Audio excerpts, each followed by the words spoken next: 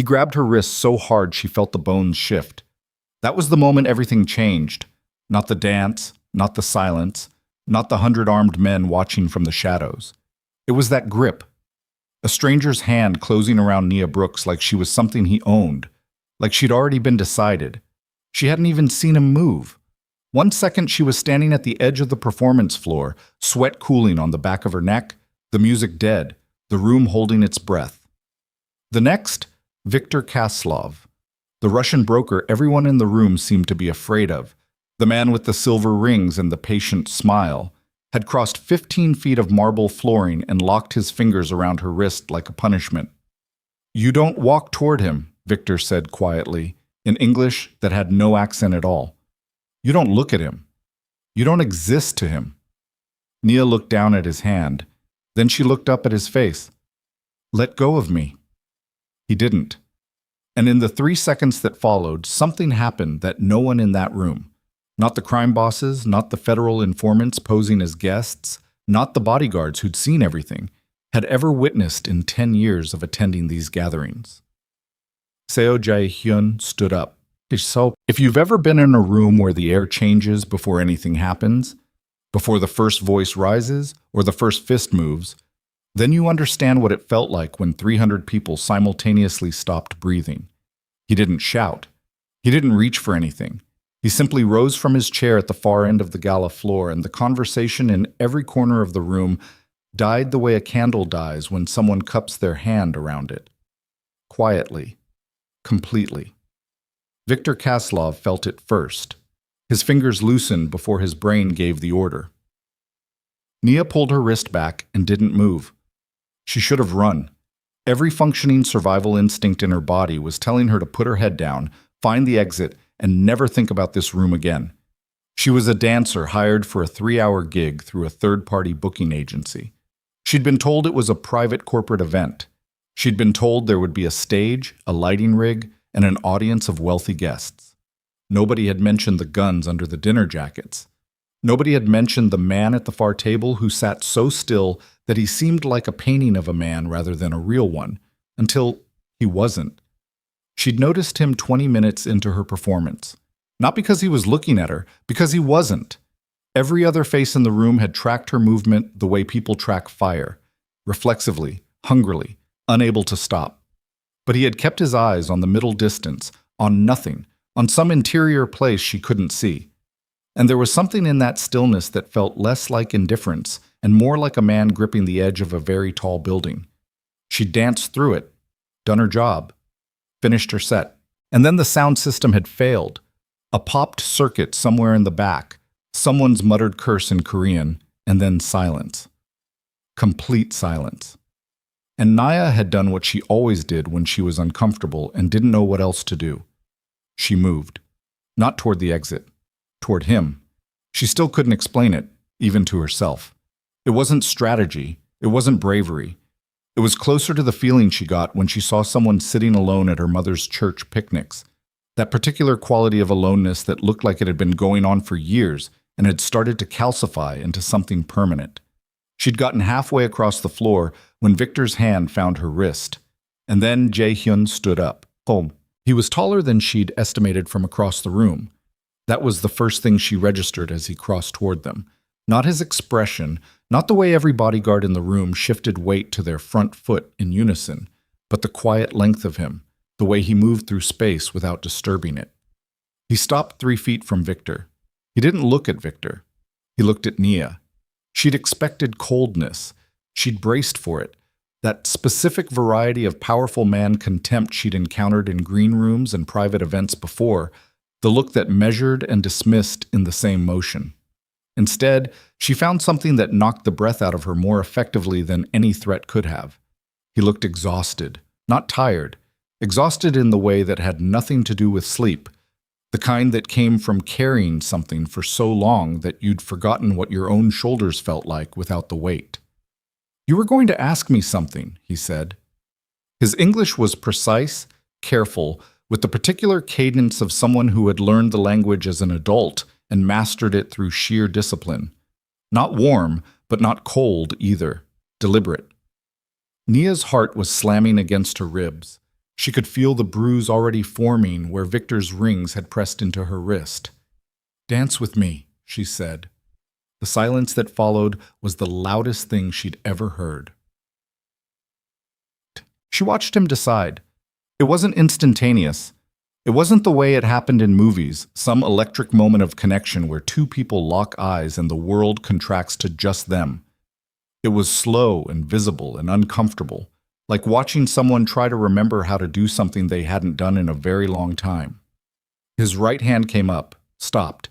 The tendons in his wrist tightened. She could see it from where she was standing. Somewhere behind her, she heard a bodyguard take a sharp breath. Then Jae-hyun's hand extended the rest of the way. She took it. His fingers were cold. That was the second thing she registered. Cold and rigid in the first half second. And then something happened. She felt it more than saw it. A single small tremor that ran through his hand and vanished so quickly, she almost convinced herself she'd imagined it. She didn't imagine it. She'd spent 15 years reading bodies. As a dancer, and before that as a kid who'd learned early that what people said and what their bodies did were almost never the same thing. That tremor was real. And it told her more about Seo Jae-hyun in 1/2 second than everything else combined. There was no music. She moved anyway. A slow, unremarkable pattern. The kind of movement she used when she was warming up alone in the studio at 6 in the morning, nothing performative about it, just rhythm and weight, and the most basic vocabulary of dance. She guided him without making it obvious she was guiding him, feeling out the resistance in his frame, working with it instead of against it. He was stiff, badly stiff. Like a man who had not let himself be held in a very long time, which, she would later learn, was exactly what he was. After a few steps, some of the stiffness began to release. Not much. Enough. The room was still completely silent. 300 people watching two people move in the absence of music, and nobody said a word, and nobody moved to stop it. And Viktor Kaslov stood at the edge of her peripheral vision with an expression she couldn't read and didn't try to. She focused on Jae-hyun's face. He was looking over her shoulder. Not at the room. Not at anything specific. That same interior place she'd noticed from across the floor. But his breathing had changed. Slower, more deliberate. And the grip of his hand, which had started as barely a contact at all, had gradually become something more like an actual hold. Not possessive. Not aggressive. Like a man who had forgotten he was allowed to hold on to something. The dance lasted 4 minutes. She knew because she always tracked time without trying to, an occupational habit. 4 minutes of silence and movement, and the particular strangeness of being the most watched person in a room full of dangerous people without feeling like the one in danger. When she stopped, he stopped. He released her hand first, carefully, deliberately, the way you set down something fragile. He took a single step back. "Thank you," he said. And then after a beat that lasted longer than it should have, "Who are you?" "Nia Brooks," she said. "I'm the entertainment." Something moved across his face, too fast to name, gone before she could identify it. "You should leave," he said. "Tonight. Immediately." She understood that he didn't mean it as a threat. She didn't know how she understood that. She just did. She nodded, gathered her bag from the chair where she'd left it at the edge of the performance floor, walked to the exit without looking back. She didn't run. But it was almost 2 a.m. when she got back to the apartment. Her mother was awake. Grace Brooks ran on 4 hours of sleep and medical anxiety, and Nia had stopped trying to convince her otherwise 3 years ago when the second hospitalization made it clear that fighting Grace's insomnia was a war nobody was going to win. "You're home late," Grace said from the couch.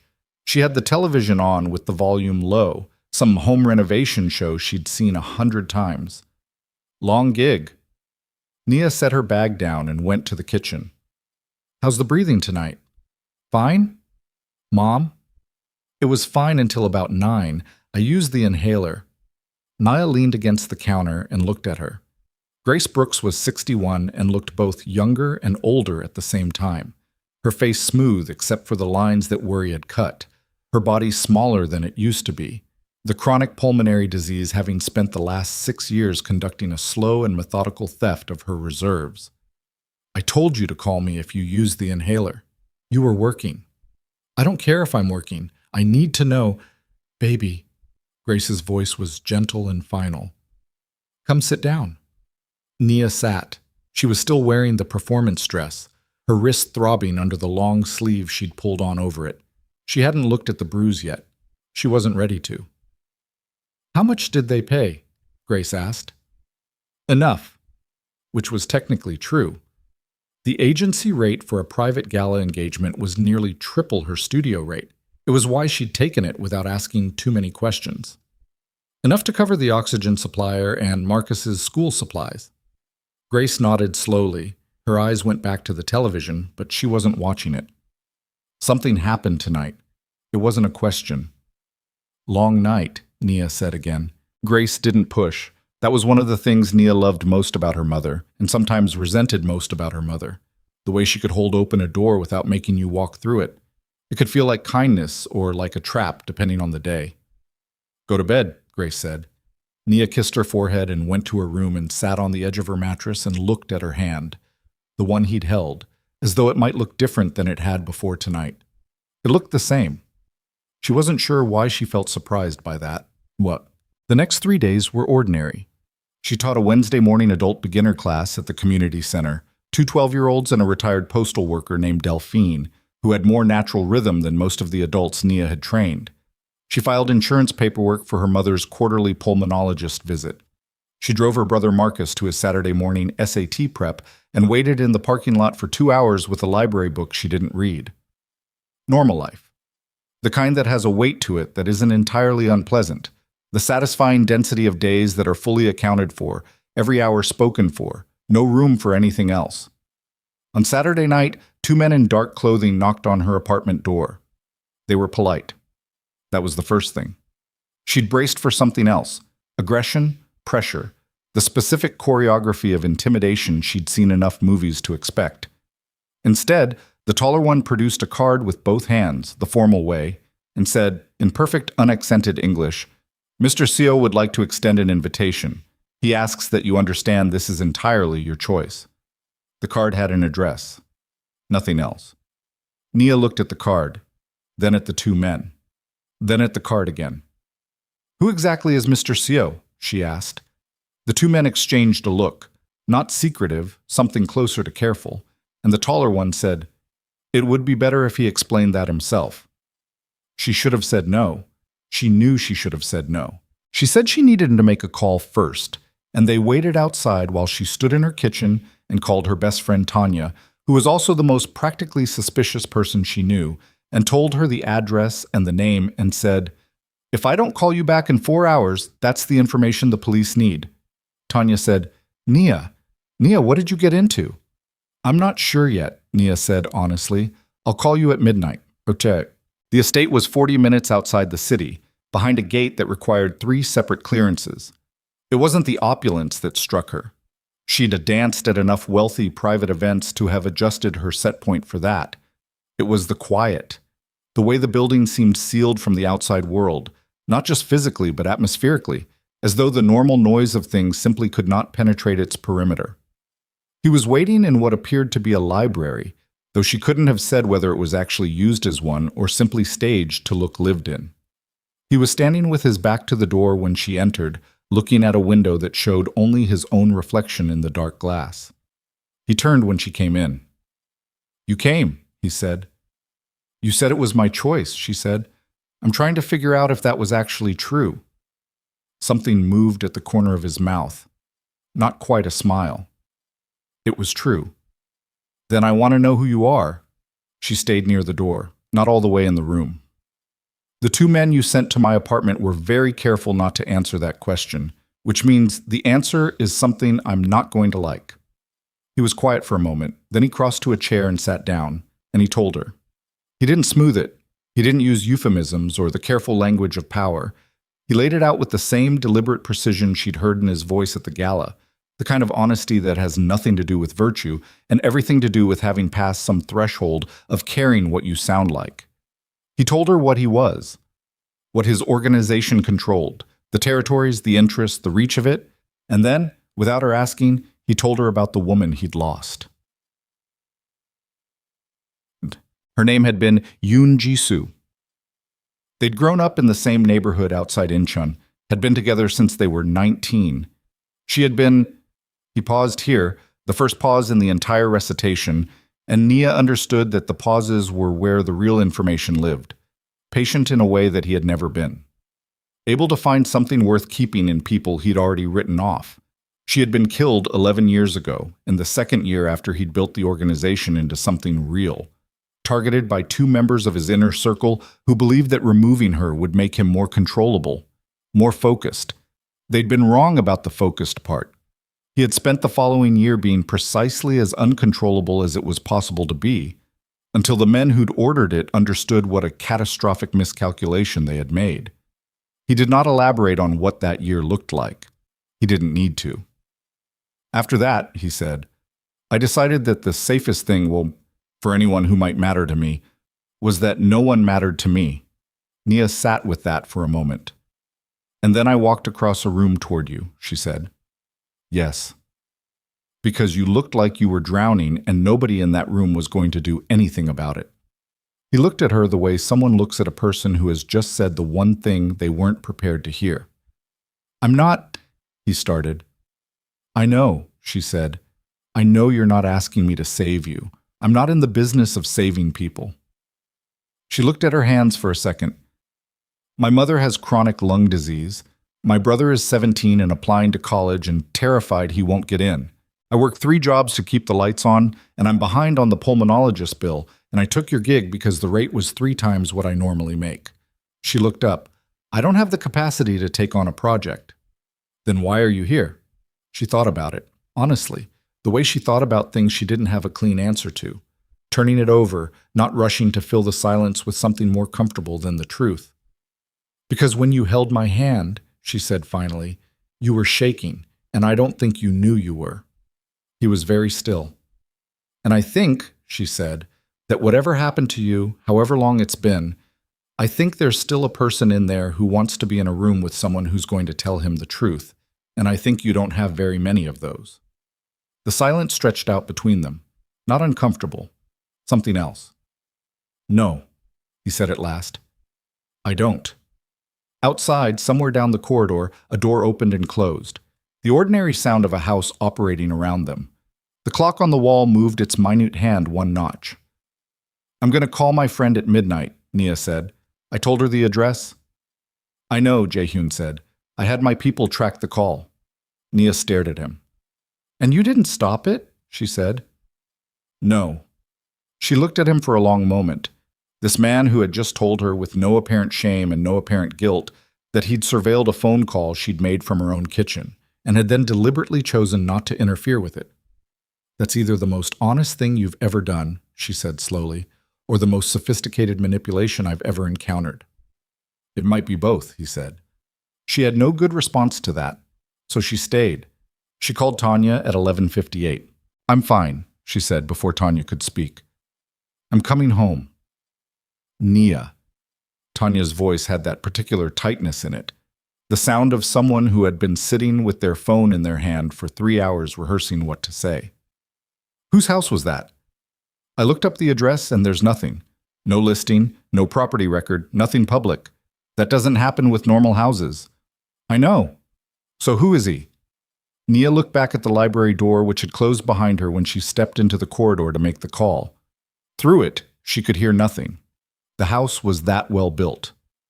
Someone complicated, she said. I'll tell you in person. When? Tonight. I'm leaving now.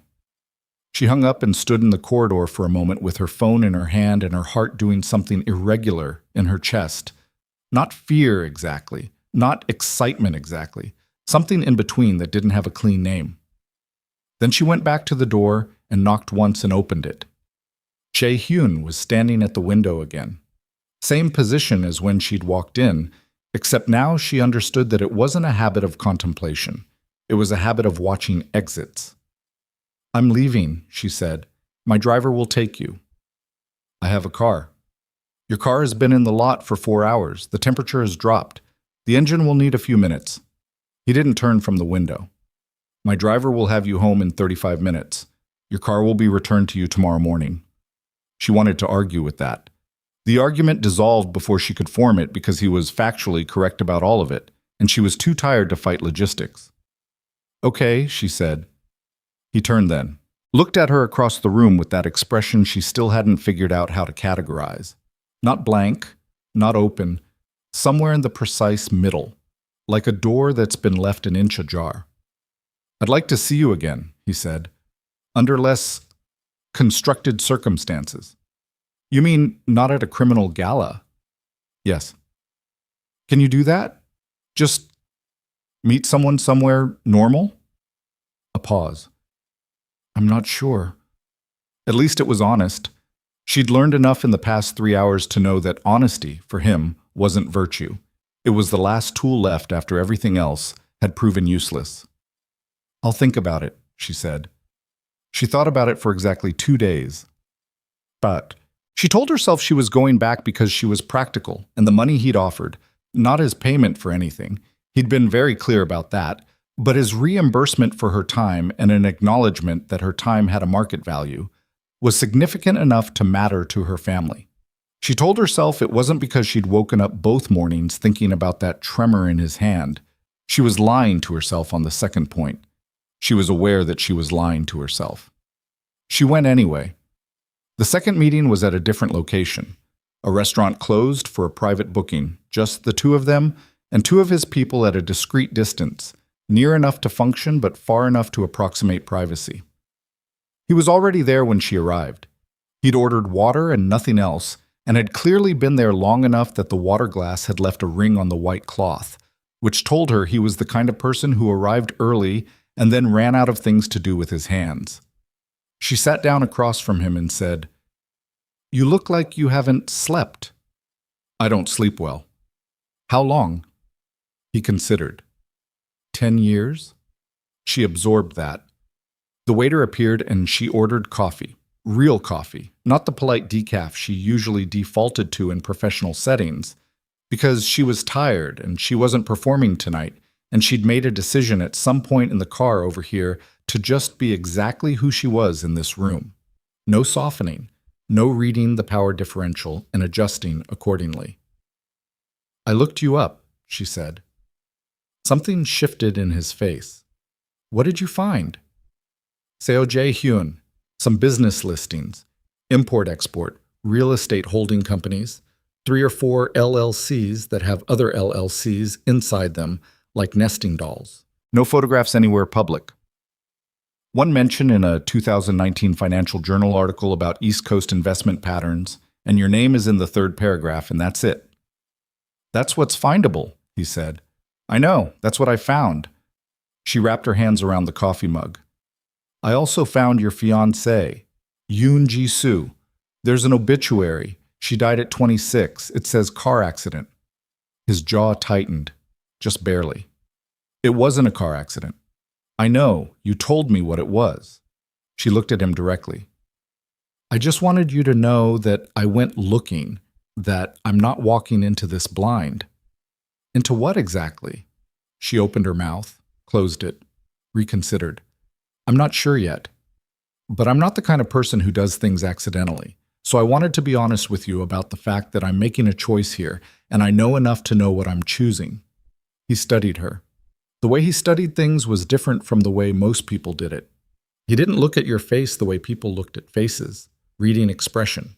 He looked at the whole of you, the posture and the hands and the way you held your breath, like he was checking for structural integrity. "Most people who find out what I am," he said, "do not make a choice. They react. I'm not most people." "No," he said, "you're not." The 3rd meeting happened at her request.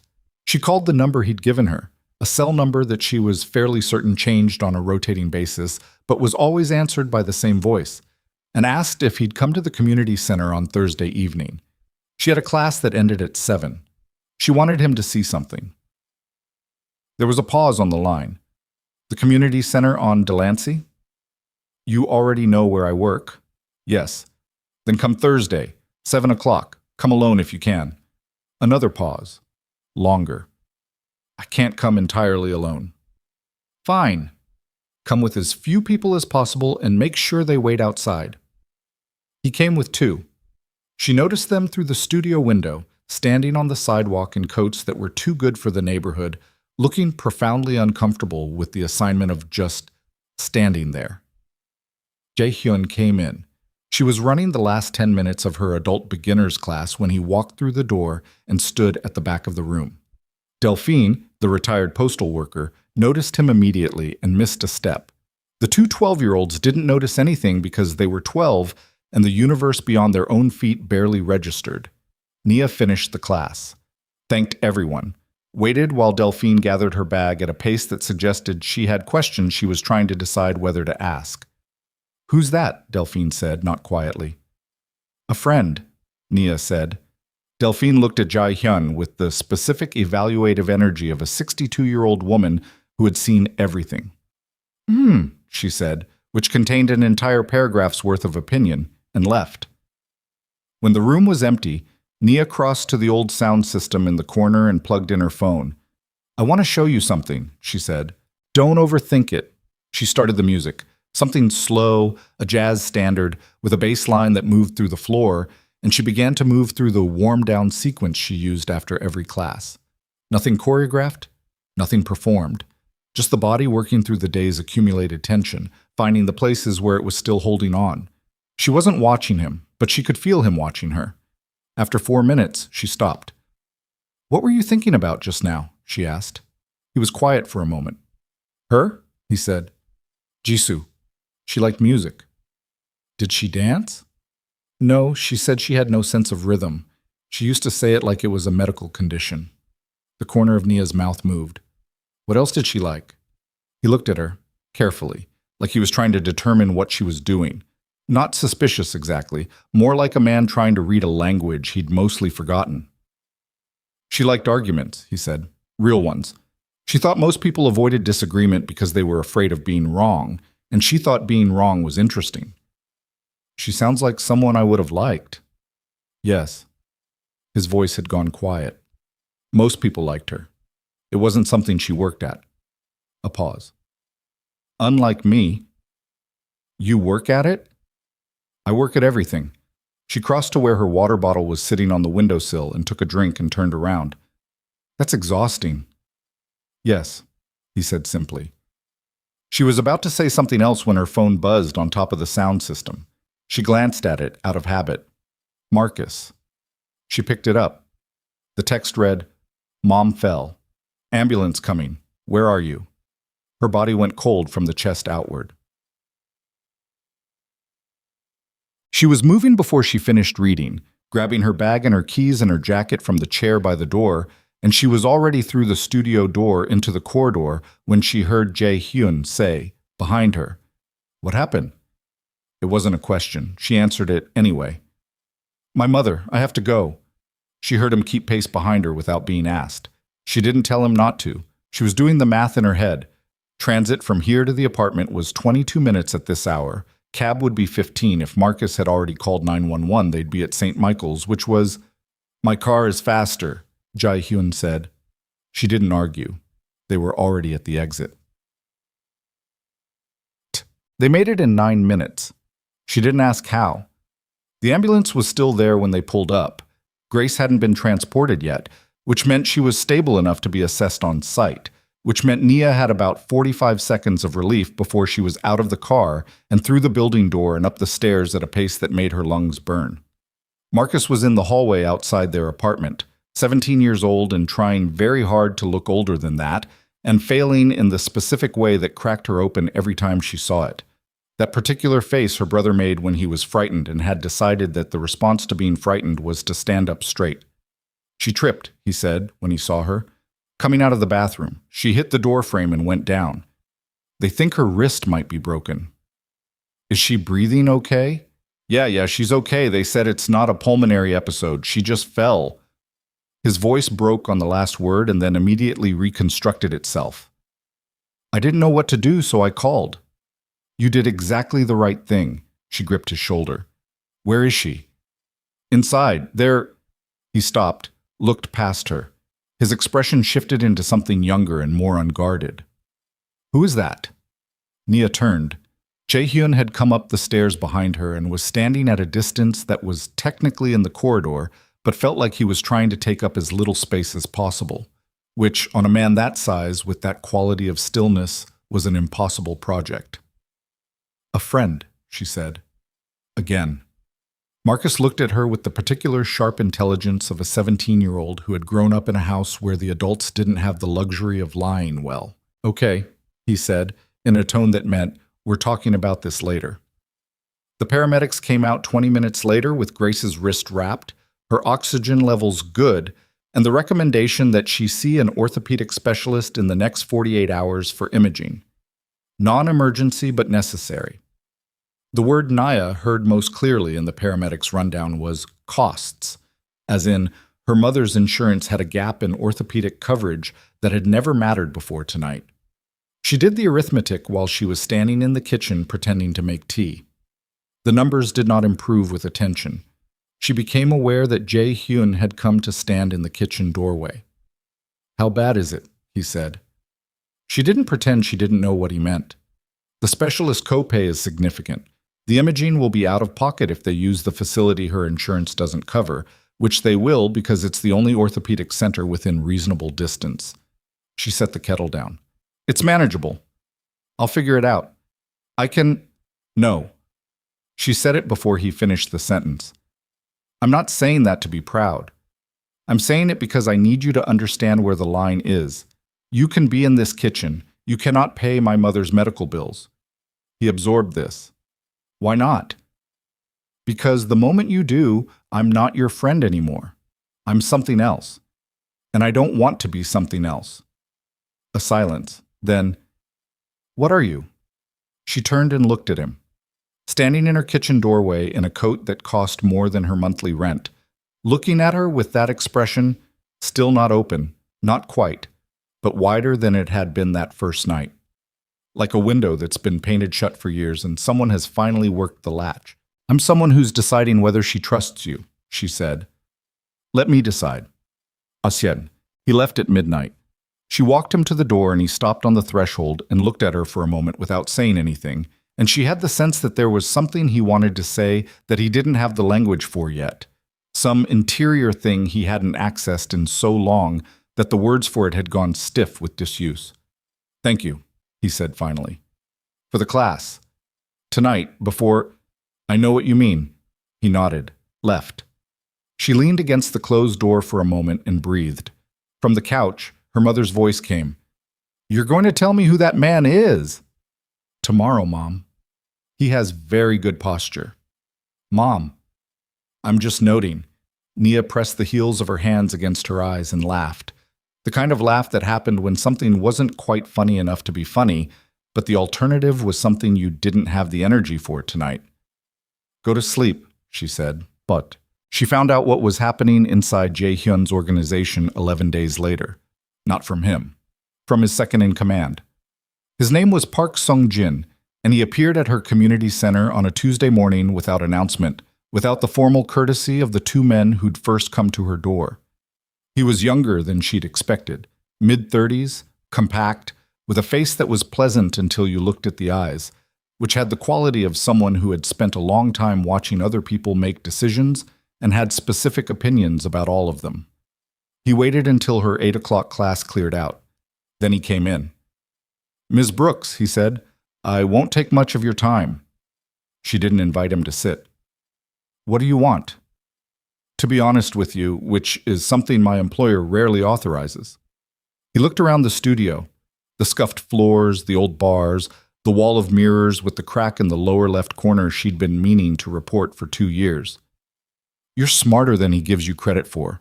He gives you a great deal of credit, for the record. You're still smarter." "Get to the point." He looked back at her. "What you're doing. These meetings. This. Whatever it is you're becoming to him. It's creating problems inside the organization. There are people who believe that his attention to you is a liability, that his recent behavioral changes represent a deterioration in the kind of discipline that keeps everyone alive and profitable." Her chest was tight. She kept her face even. Behavioral changes like what?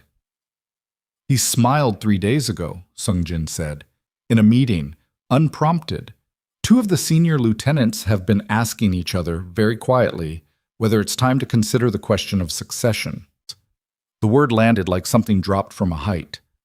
You're telling me, she said carefully, that because he smiled, I'm telling you that in the world he operates in, sentiment reads as vulnerability, and vulnerability is an invitation. These are not people who will wait to see how things develop. He paused. I'm not here to threaten you. I want to be clear about that. I'm here because I have served Jae-hyun for 14 years, and I would prefer he stay alive. And you think I'm the reason he might not. Sungjin looked at her with something that wasn't quite respect and wasn't quite pity. I think you're the reason he might want to stay alive, which, in this situation, amounts to nearly the same risk. She stood with that for a moment. The studio was absolutely quiet around them. Outside, a bus went past on the street. Why tell me instead of him? Because he won't hear it from me. He's heard versions of this before, and he dismisses it because he knows how to calculate threat, and he believes he has it managed. Sungjin's voice was flat, informational, stripped of everything ornamental. He doesn't factor in what he's forgotten how to calculate. Which is what? That some threats don't come from places you're watching. He left. She stood in the middle of the empty studio for a long time after, looking at nothing. Oops. She told Jae-hyun that night. She called the number and asked him to come to her, and he came within the hour, which told her something about where she now ranked in his logistics, and she filed that information without commenting on it. She told him everything Sungjin had said, word for word, as precisely as she could recall it. She watched his face while she talked. It did very little. That in itself told her things. When she finished, he was quiet for a moment. Then, he shouldn't have come to you. Is he wrong? Another pause. About the threat level, no. About the right response to it, he stopped. He wants me to end this. Is that what you're going to do? He looked at her, and she saw something happen in his face that she had no framework for. A rupture in that careful, controlled surface, small and fast, like a fault line expressing itself. No, he said, and then quieter. I don't want to. She had known he was going to say that. She had known it and braced for it, and it still did something to her sternum that she didn't entirely have words for. Okay, she said, then we need to talk about what that means. It means I have a problem inside my own house, he said, and I need to handle it before it handles me. He said it with the matter-of-fact precision of someone describing a repair that needed to be made. Not dramatic, not cold, just accurate. She understood that this was what it looked like when he was being truly honest with her. No performance, no management, just the reality of what his life actually was. I'm not going to pretend I know how you do that, she said. I know. I'm also not going to pretend that what he said didn't scare me. I know that too. She looked at him. Are you scared? The question landed in the room and sat there. She watched him decide whether to answer it. The decision was visible in him in a way it wouldn't have been 6 weeks ago, something having loosened enough to be read. Yes, he said, not of them. He looked at his hands, of what it means if I handle it the way I know how to handle it, of going back to being the kind of person who handles things that way without feeling anything. He looked up. I was comfortable then, in a way that I am not comfortable now. Comfort in that direction is... He stopped. It's not something I want. Outside, a car alarm went off and then silenced itself. The refrigerator clicked on, the ordinary sounds of ordinary life conducting itself around the edges of everything. Handle it, she said, however you need to. But come back and tell me what happened. Something moved in his face that she recognized from the gala. That first night, that first tremor through his hand. You'll still be here? He said. And the 3 words had more weight in them than 3 words usually carried. The whole of 10 years compressed into the question, the whole of what it cost him to ask it. I'm still here, she said. He left at 9. She stood at the window and watched the car pull away into the dark, and understood, with the particular clarity that came from being too tired to lie to herself, that she had just crossed a line she hadn't seen coming. That whatever this was, she was inside it now, fully, and the door she'd come through was no longer visible from where she was standing. Her phone buzzed. Tanya. She didn't answer. She would call her back tomorrow and tell her most of it. Enough. She went to check on her mother, who was sleeping with her wrist elevated on two pillows, her breathing slow and even, her face in sleep younger and less burdened than it was awake. Nia stood in the doorway for a long time. Then from the hallway, she heard a knock at the front door. Not Jae-hyun. He had just left, and he didn't knock like that. 3 quick hard raps that had something urgent in them. She went to the door and looked through the peephole. 2 men she didn't recognize, both Korean, both wearing expressions that had nothing polite in them. Her hand went flat against the door. Her phone was on the kitchen counter. Marcus was in his room. Her mother was asleep. And outside the door, one of the 2 men lifted something and held it up to the peephole so she could see it clearly. It was a photograph of her, coming out of Jae-hyun's estate, 11 days ago. She did not open the door. That was the first decision, made in the half-second between seeing the photograph and feeling her lungs lock up, and she held to it with both hands the way you hold to something when the floor has stopped being reliable. She backed away from the door. 1 step, 2. The peephole went dark as the man outside lowered the photograph, and she heard them. Voices, low, in Korean, not arguing, just discussing, which was somehow worse than arguing because discussing meant patience, and patience meant they were comfortable with however long this took. She got to the kitchen counter, got her phone. Her hands were doing something she hadn't authorized, a fine, unsteady motion in the fingers that she recognized from the worst night of her mother's second hospitalization, the night the doctor had used the word progressive, and she'd had to hold it together in the corridor while Marcus sat in the waiting room not knowing yet. She called the number. It rang twice. Nia. There are 2 men outside my door, she said. Her voice came out level. She didn't know how. Korean? I don't recognize them. They have a photograph of me leaving your estate. Silence on the line. Not empty silence, the kind that has things moving through it. Don't open the door, he said. I wasn't going to. Are Marcus and your mother inside? Yes. Stay away from the windows. His voice had changed, not colder, something more precise than cold, the quality of a mind that had shifted registers completely. I need 4 minutes. Jae-hyun, 4 minutes. Don't hang up. She didn't hang up. She stood in her kitchen with the phone pressed to her ear and listened to him give orders in Korean on what sounded like a second phone, his voice low and continuous and utterly without panic. She understood none of the words. She understood everything about the tone. Marcus appeared in the hallway doorway in his socks and a t-shirt, hair flattened from lying down. I heard. Why are you standing like that?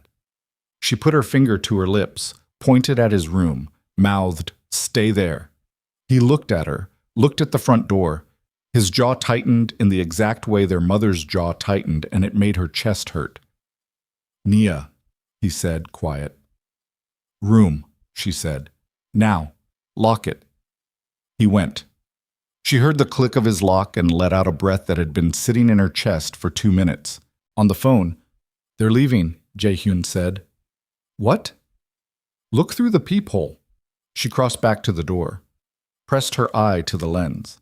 The hallway was empty. She stood there for 5 seconds, making sure. They're gone, she said. My people redirected them. They won't come back tonight. A pause. I'm coming to you. Jae-hyun, if you come here and they're watching the building, they're not watching anymore. 15 minutes. He hung up. She stood in the kitchen and made herself breathe. In through the nose, count to 4, out through the mouth.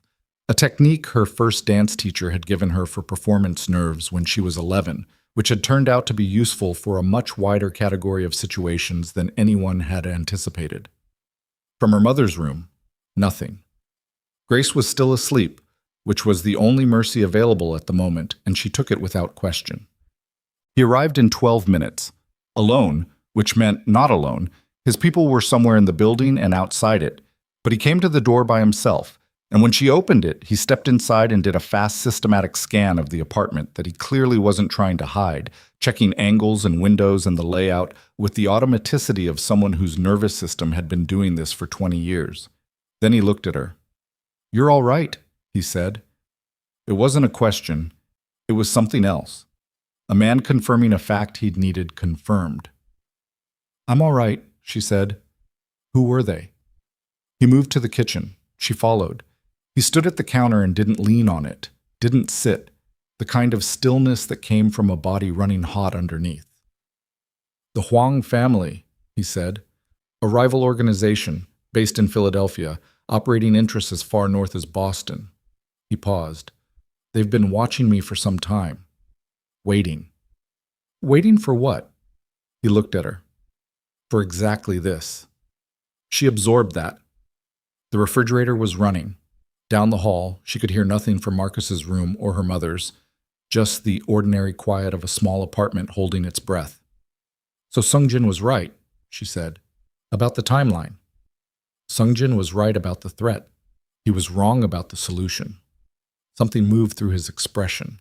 Not anger, something older than anger, something that had been ground down too many times to have sharp edges left. The solution is not removing you from the situation. The solution is removing the people who believe they can use you. And how do you do that? He was quiet for a moment. When he spoke again, his voice had that specific quality she'd come to recognize. The one that meant he was giving her truth that cost him something to give. Quickly, and in a way that leaves no room for interpretation. She looked at him for a long moment, at the controlled set of his face, the careful economy of everything he did. She thought about Sungjin's words. Some threats don't come from places you're watching. And she thought about that photograph held up to her peephole, and she thought about Marcus locked in his room 12 feet away. "You said you didn't want to go back," she said, "to handling things that way." "I know what I said." "And?" He looked at her. "And some things don't give you the option of who you are when you handle them. They give you the option of handling them or not." She didn't have an answer for that. She wasn't sure there was one. He stayed until 3 in the morning, not in her room, not even in the same room. He sat in the kitchen with coffee she made and a view of the front door. And she sat across from him, and they talked about things that had nothing to do with what had happened tonight. Her mother's first episode 6 years ago, the way everything had reorganized itself around that event without anyone formally deciding it would. Marcus's college applications.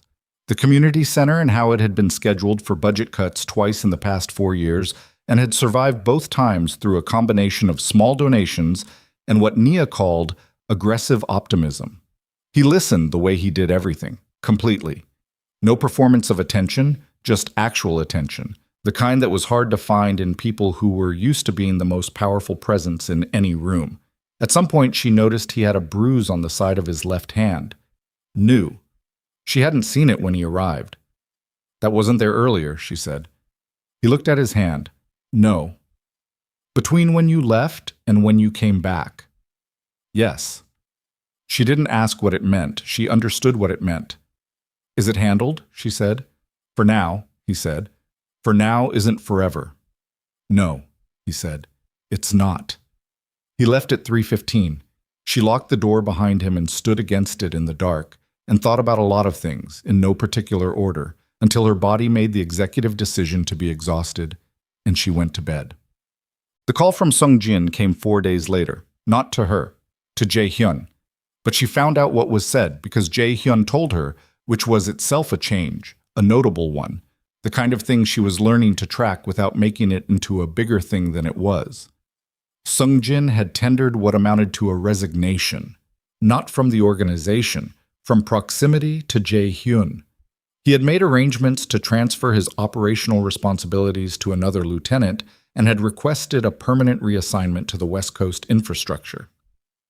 He had done this, he said in the conversation Jae-hyun relayed to her, not because he disagreed with Jae-hyun's choices, but because he could see where those choices were going and he didn't want to watch. "He said he respected me too much to pretend he supported something he didn't," Jae-hyun said. They were in the estate library again. Evening. Outside the tall windows, the last of the light was going gray and thin. "And you let him go?" she said. "Yes." "Why?" He considered. "Because he was honest, and because honest people are rare, and I'd rather have one on the West Coast than have one resenting me here." She looked at him. "That's cold." "It's practical." "It's cold and practical. They're not the same thing." Something moved in his face. "No, they're not." He picked up the glass of water on the table beside him, set it down without drinking. Jisoo used to make that distinction between cold and practical. "She sounds like she was right about most things." "She was." A pause. It made her deeply annoying to argue with. Nia laughed. Actually laughed, short and real, surprised out of her. She watched him register it, the sound of it landing on him, the way his face changed when it did, something opening that hadn't been open before. "You should do that more," she said. "Talk about her. Remember things she was right about." He was quiet. "It doesn't mean you're over-grieving," she said. "It doesn't mean you've decided something. It just means she existed and she was worth remembering, and you're still allowed to know that." He looked at her for a long moment. "You're very direct about other people's pain." "I'm a black woman who's been underpaid to be gentle about everything my whole professional life," she said. "Off the clock, I'm honest." He looked at her. Then he looked away, out the window, and she saw his throat move. "She would have liked you," he said. "She would have liked you very much, and she would have been completely insufferable about it." The morning the world cracked open started ordinarily. She was at the community center teaching the 8 o'clock class. The same two 12-year-olds, same Delphine, plus a new addition, a 9-year-old named B, whose mother worked double shifts and dropped her off early because there was nowhere else. Nia had started letting B sit in for free 3 weeks ago. She hadn't mentioned it to anyone at the center administration. It was just a thing that was happening. She was correcting B's arm position when her phone lit up on the window ledge. She glanced at it, a number she didn't recognize. She let it go to voicemail, finished the correction. 2 minutes later, the same number called again. She stepped to the edge of the room. "Hold what we had," she told the class, and picked up. "Ms. Brooks," a woman's voice, brisk, official sounding. "This is Agent Dana Reeves, Federal Bureau of Investigation. I apologize for the timing. I need 5 minutes of your time today." The floor didn't actually shift under her feet. It felt like it did. "I'm in the middle of a class," she said. Her voice was very steady. She was impressed with her voice. "I understand. We can work around your schedule. Anytime today, at a location of your convenience." A pause. "I want to be straightforward with you, Ms. Brooks. You're not in any trouble. I'd like to talk about an acquaintance of yours." She knew, with absolute certainty, who the acquaintance was. "I'll call you back," she said. She finished the class.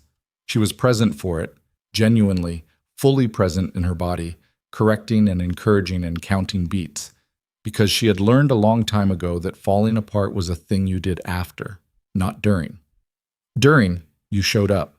When the last student left, she sat on the floor in the empty studio and called Tanya. "I need you to do something for me," she said. "I need you not to ask me too many questions while I explain it." Tanya, to her eternal credit, said, "Okay, go, it's so right." She met Agent Reeves at a coffee shop 6 blocks from the center. 2 o'clock. She arrived 5 minutes early and took a seat with her back to the wall, which was something she'd never done before in her life, and which she did now without thinking about it.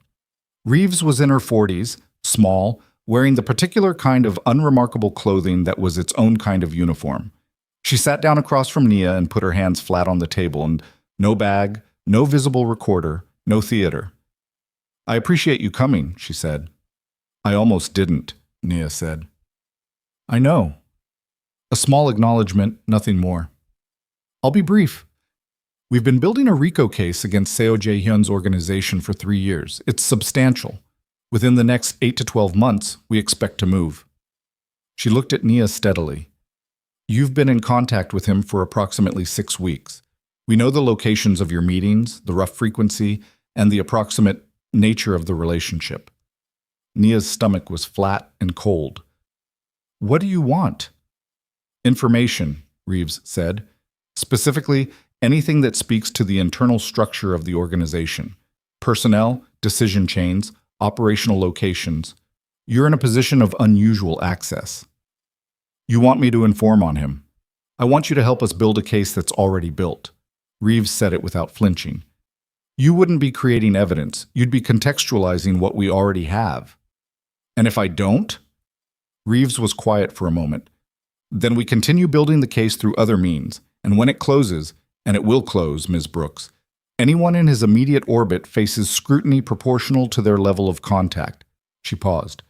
I want to be honest with you. We're not threatening you. Your contact with him is not in itself illegal, but proximity at that level creates complications that are easier to address now than later. Nia sat with this. The coffee she'd ordered was in front of her, untouched, going cold. How long have you been watching me? She asked. Since the gala. That was 7 weeks ago. Yes. So before I knew who he was, you were already... She stopped. The thing she was feeling wasn't anger yet. It was something that came before anger, some preliminary state where the full shape of a thing was becoming clear and the emotions hadn't caught up with the information. We monitor all significant contacts, Reeves said. It's routine. It's not routine to me. No, I understand that. And she did sound like she understood it, not performing empathy, just acknowledging a fact. I'm asking you to take some time. Think about it. Think about what your continued proximity to this situation means for you and your family. She paused on the last word, precisely long enough to make sure Nia registered it. Nia registered it. She stood up. I'll think about it, she said, and she left without touching the coffee. She walked for 40 minutes before she called him. She walked because she needed to be moving, needed the concrete under her feet and the air against her face, needed the specific grounding of her body in space that she'd always needed when her brain was running too fast for her to keep up with. When she called, he answered on the first ring. I need to tell you something, she said. Where are you? She told him. He said, Don't go home yet. My car is 6 minutes from you. 8 minutes later, she was in the back of the car, and he was beside her, and she told him everything, without pausing, without editing, in exactly the order it had happened. She watched his face while she talked. It was doing very little. She had stopped reading that as absence of feeling. When she finished, he was quiet. 3 years, he said. That's what she said. They're further along than I thought. He said it with the same tone as when something needed a repair. Accurate, not panicked. But she could see the line of his jaw, the specific set of it. How much did she tell you they had? She said substantial. She didn't give specifics. Of course not. He turned and looked out the window. The city moved past in gray afternoon light. She was recruiting you, not briefing you. The amount she shared was calculated to establish credibility without giving you leverage. I know, Nia said. I figured that out while I was walking. He looked back at her. I didn't agree to anything, she said. I told her I'd think about it, because I needed to see you first. Why? She looked at him, directly the way she'd been doing since the night she'd walked toward him across a gala floor. The way she'd decided early on was the only way she knew how to be in a room with someone. Because you're going to tell me whether any of what she said changes what you've told me, she said, and I'm going to believe you or not. And that's going to determine what I think about next. The car moved through the city. The driver was behind glass, inaudible, a privacy partition between the front and back. Jae-hyun was very still. What specifically, he said, do you need to know? Whether I've been managed, she said. From the beginning. Whether the car, the dinners, the things you told me about Jisoo, whether any of that was designed. The words sat in the air between them. He looked at her for a long time, long enough that she could feel the weight of what he was deciding. Not what to say, she understood by now that he didn't curate for appearance, but how to say something true that had complicated edges. No, he said. Nothing was designed. I don't have that kind of capacity with you. I've tried to explain that to myself in terms I'm comfortable with, and I can't. He held her eyes. What you walked into that night, you changed something. I don't have a version of this where that's a calculation. She absorbed that. She believed him. She believed him, and she hated how simple that was. How no amount of FBI agents or photographs in peepholes or organizational threat assessments changed the fundamental reading she got from this man when he was telling her the truth. "Okay," she said. "Okay," he said. And Naya, but she never heard what he was going to say, because the car stopped, hard, the kind of stop that threw them both forward, and before either of them had fully recovered, the doors came open from outside. Not his people. 4 men, fast, professional. The driver was already neutralized. She could see that through the glass partition slumped against the wheel. One man had her door, one had his, and 2 were outside managing the perimeter of the block with the practiced efficiency of people who had done exactly this before. The man at her door said, "Ms. Brooks, please come with us. You won't be harmed." She didn't move. She looked at Jae-hyun. He was looking at the man at his door, measuring, calculating. She could see the assessments happening behind his eyes, but his hands were still, and he wasn't moving either, and she understood why. 3 more of them outside, and a gun visible at the man by her door, and Marcus at home doing homework, and her mother asleep on the couch. "This is the Hwang family's operation," Jae-hyun said. Not to her, to the man at his door, in English, deliberately, so she could follow. "Tell Hwang Jun-so that doing this ends everything he has built." The man at his door said nothing. The man at her door said, "Ms. Brooks?" She looked at Jae-hyun one more time. He looked back at her and she saw it again. That same thing from the first night, the tremor, the single fracture in the surface of him. Except this time it wasn't in his hand. It was in his eyes. She got out of the car. They put her in a separate vehicle. She didn't fight it. Not because she was afraid. She was afraid. The fear was loud and physical and present. But because she was also, underneath the fear, more coldly clear than she had ever been about anything in her life. Screaming and fighting in a moving vehicle surrounded by armed men with unknown intentions was not a way to get home to her family. So she sat. She kept her hands visible. She watched the city move past the window and memorized turns, and noted when they went under the bridge and counted the minutes and used all the available discipline she had ever built in 15 years of making her body do what she needed it to do when it wanted to do something else. 21 minutes later, the car stopped. They were in a warehouse district she didn't recognize. The building they brought her into was large and half empty, the kind of space that had been repurposed so many times it no longer remembered what it had originally been.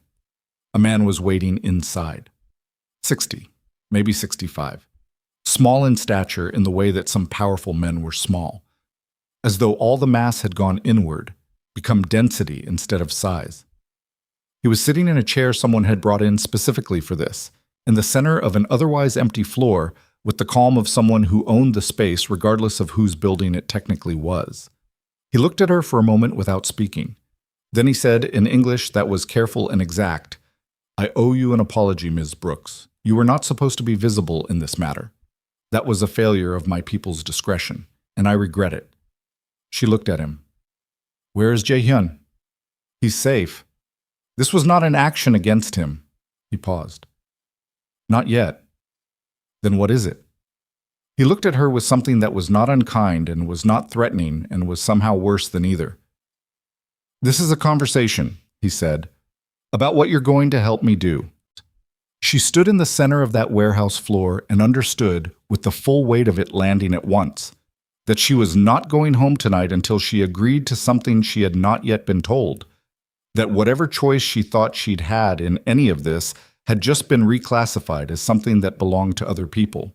And in the part of her that had been trained to be calm when she was terrified, the part that counted beats and breathed through performances and held the wall together so her family didn't see it crumble, something shifted.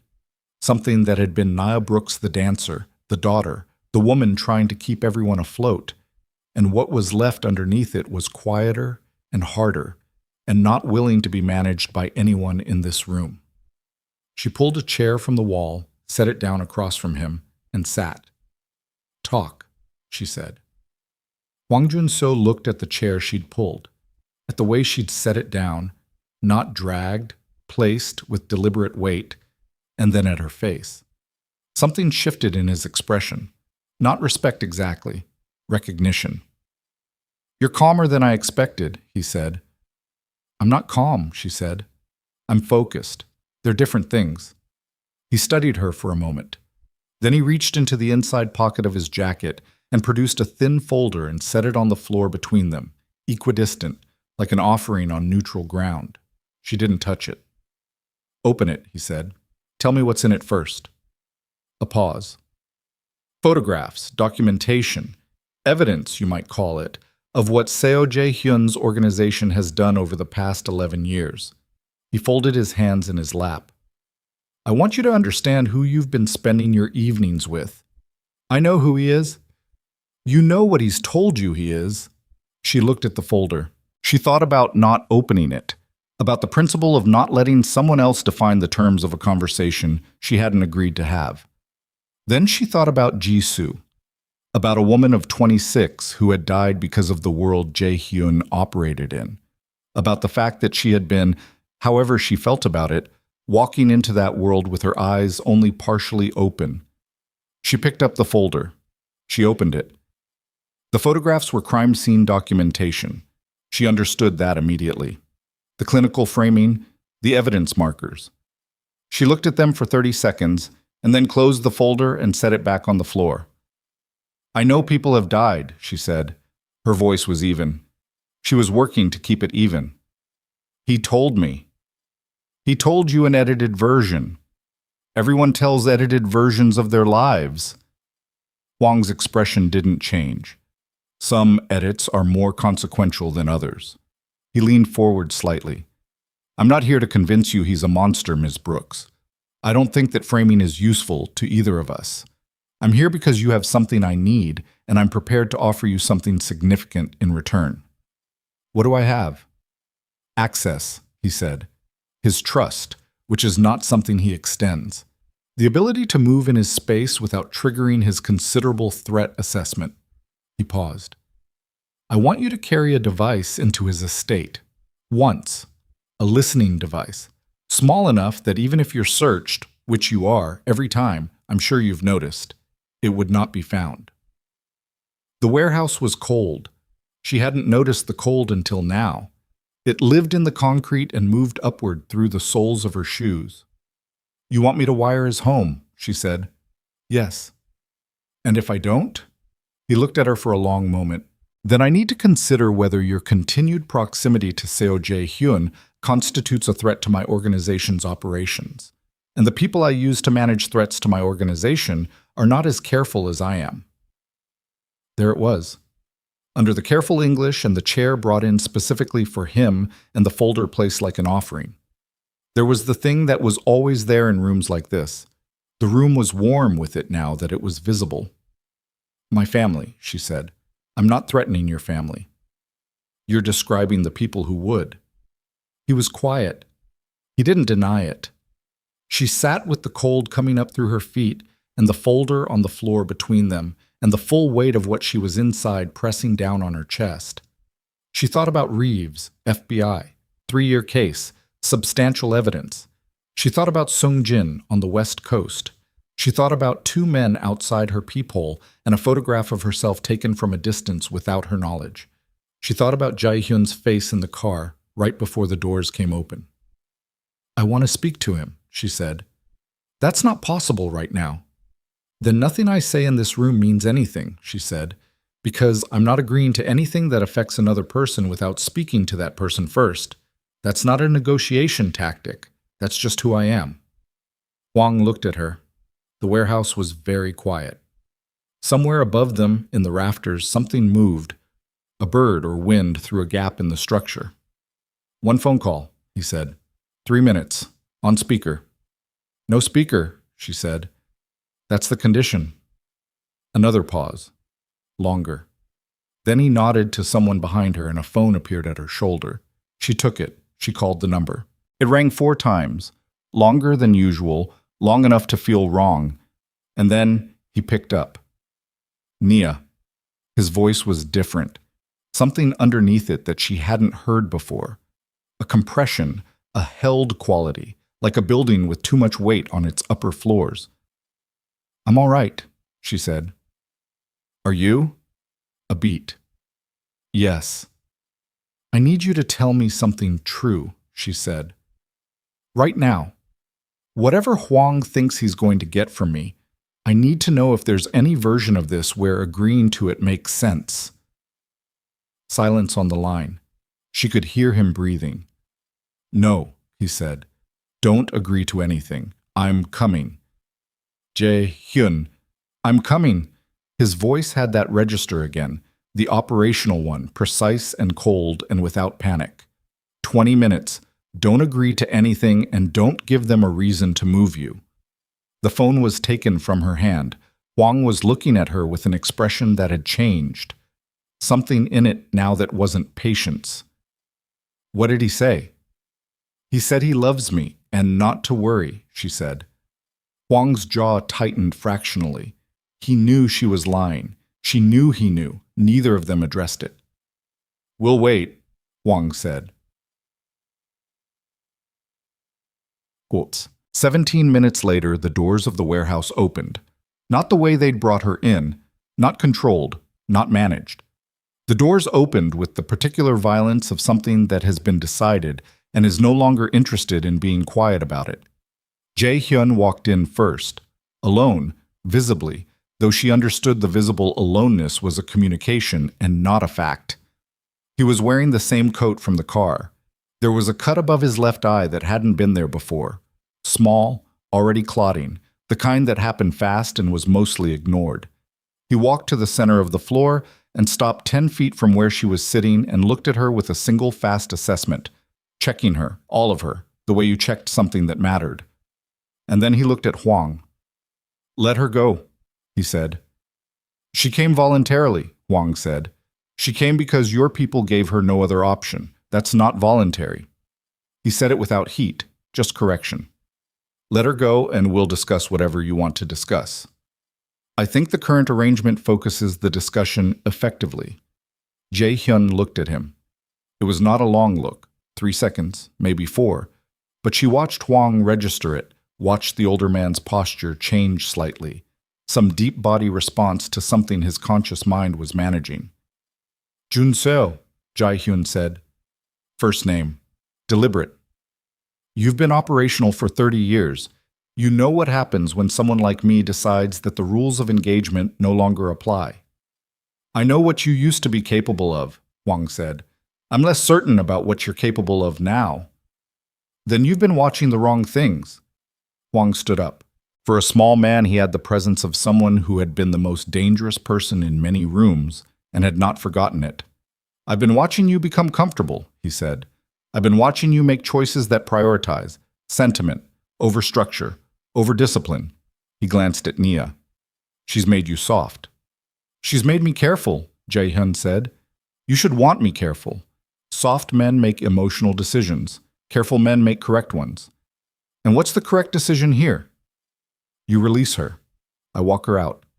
Tomorrow we sit down, with proper representation on both sides, and we negotiate whatever it is you actually want from my territory, because this, a small gesture at the warehouse, the men, all of it.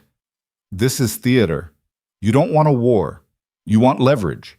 You could have called. Huang looked at him for a long moment. Something was working behind his face, the arithmetic of it, the calculation of what this move had cost him and whether he'd gotten what he wanted from it. Then he said, She goes. You stay. Jae-hyun didn't move, didn't look at her. Nia, she was already standing. I heard him. There's a car outside on the north side of the building, gray. The driver knows your address, son. She walked toward him. She stopped when she was close enough to speak under the ambient noise of the warehouse without being heard by the men along the walls. She looked up at him, at the cut above his eye, at the specific set of his jaw that she'd learned to read as the face he wore when he was containing something significant. Don't let him reframe this, she said quietly. Whatever he tells you in here, you were there first. You know what's true. He looked at her. Something moved through his face that had no name she could give it cleanly. It was too much and too compressed, and she understood it the way you understood something physical, in the chest, not in the language centers. Go, he said. She went. The car was where he said it would be. The driver didn't speak. She sat in the back and watched the warehouse district move away through the window and let herself have 3 minutes of shaking. Hands, shoulders, the aftermath of sustained control releasing all at once. And then she stopped, because she was almost home, and she needed to be something other than this when she walked through her front door. Marcus was at the kitchen table with his laptop when she came in. He looked up, looked at her face. His own face did something that broke her heart a little. "What happened?" he said. "Long night," she said. And then, because she was exhausted of the words and because he was 17 and not a child and had been sleeping 12 feet from a conversation she'd had with 2 strangers in her hallway without knowing it. "I'll tell you more when I know more. Right now I need to check on Mom and sit down." "She's fine. She's asleep." He closed the laptop. "Nia." "Marcus? Is this about that guy?" She looked at her brother, at the specific quality of his worry. Adult-shaped, trying to be adult-shaped, pressing up against the edges of 17. "Partially," she said. "Are you in danger?" The word sat in the air between them. She thought about lying. She thought about the 2 men in the hallway. She thought about what she owed him. "I don't think so," she said. "Not right now." "That's not no." "No," she said. "It's not." He looked at her for a long moment. "I don't like him." "You've met him once." "I've met him once, and both times something has happened." He closed his laptop. "I'm not saying that to be difficult.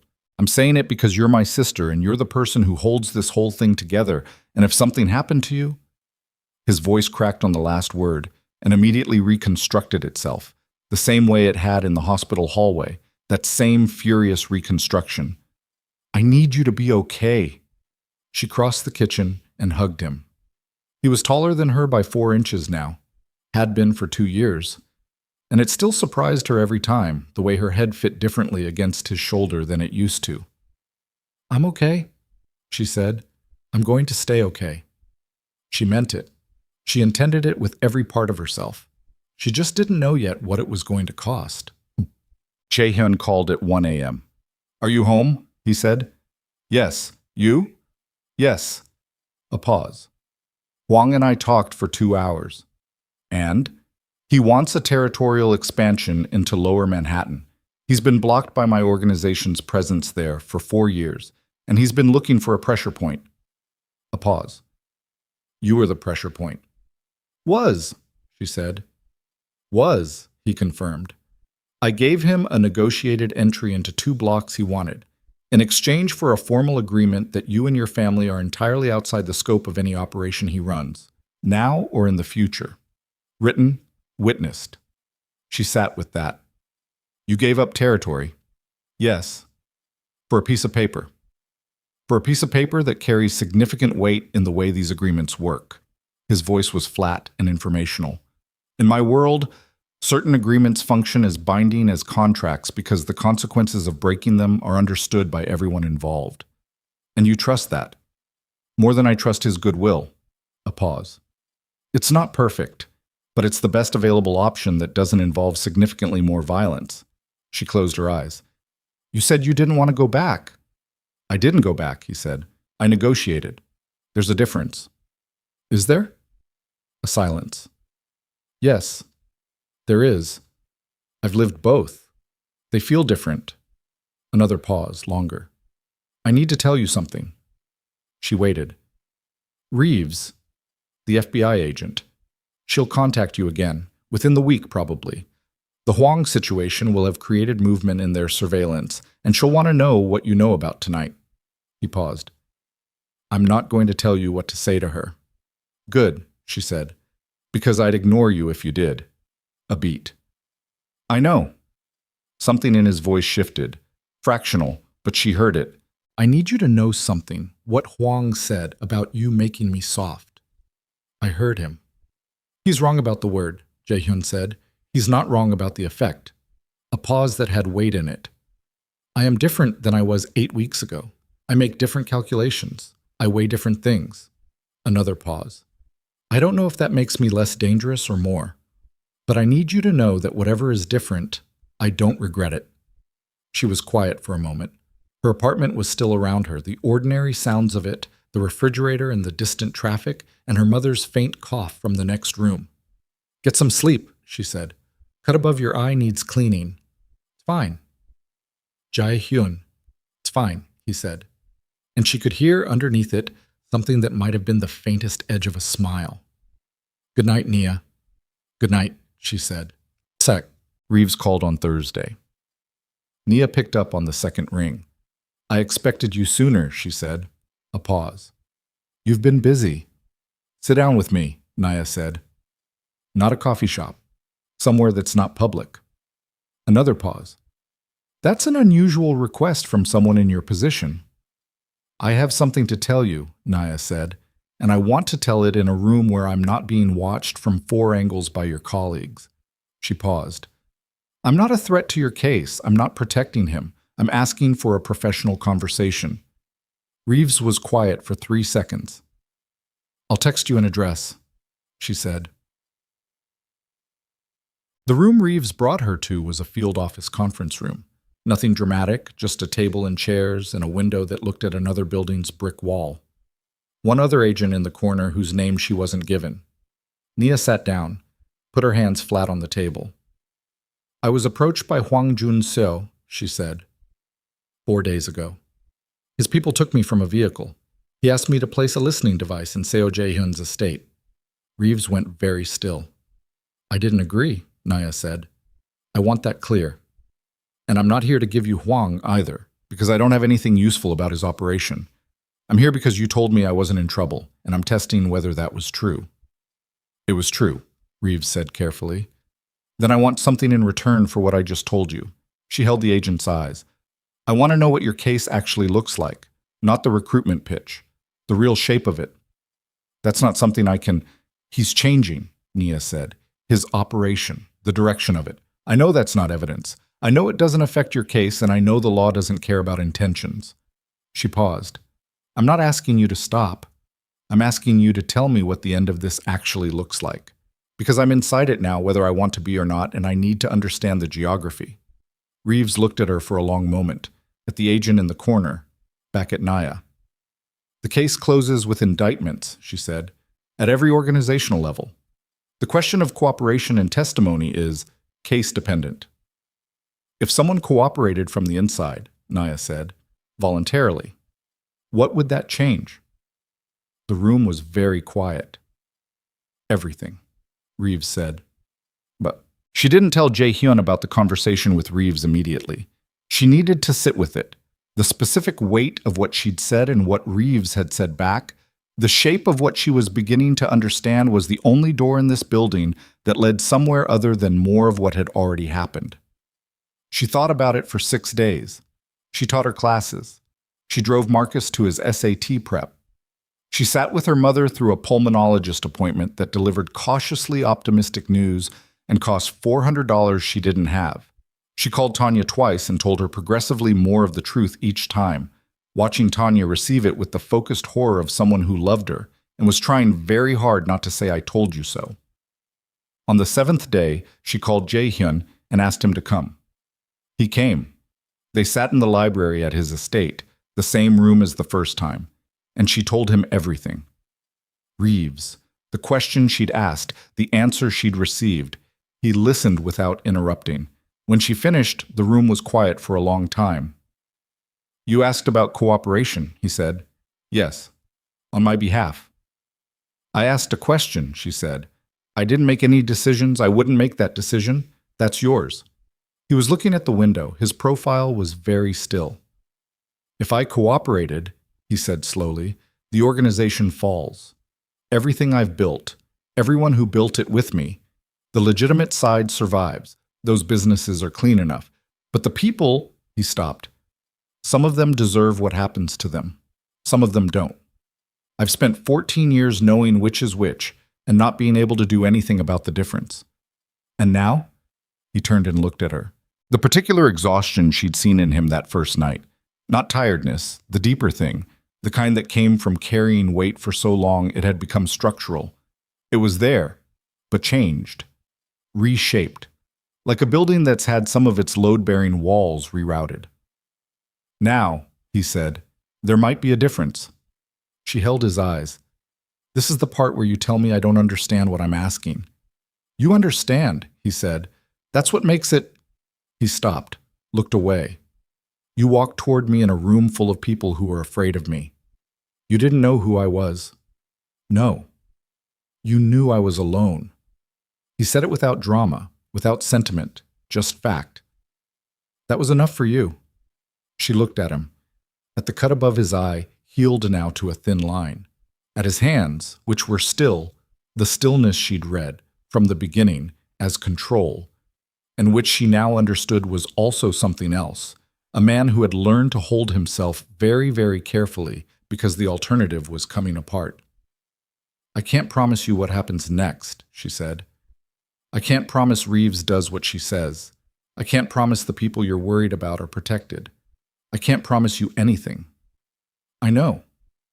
But I can tell you, she stopped, found the words the way she found the first movement of a difficult piece, not by thinking, but by letting the body know what it knew. Whatever you decide, I'm here for it, not because I think it makes you a good person, not because I think it fixes anything. She held his eyes. Because you're worth being here for. And I don't say that to people I don't mean it about. The room was very still.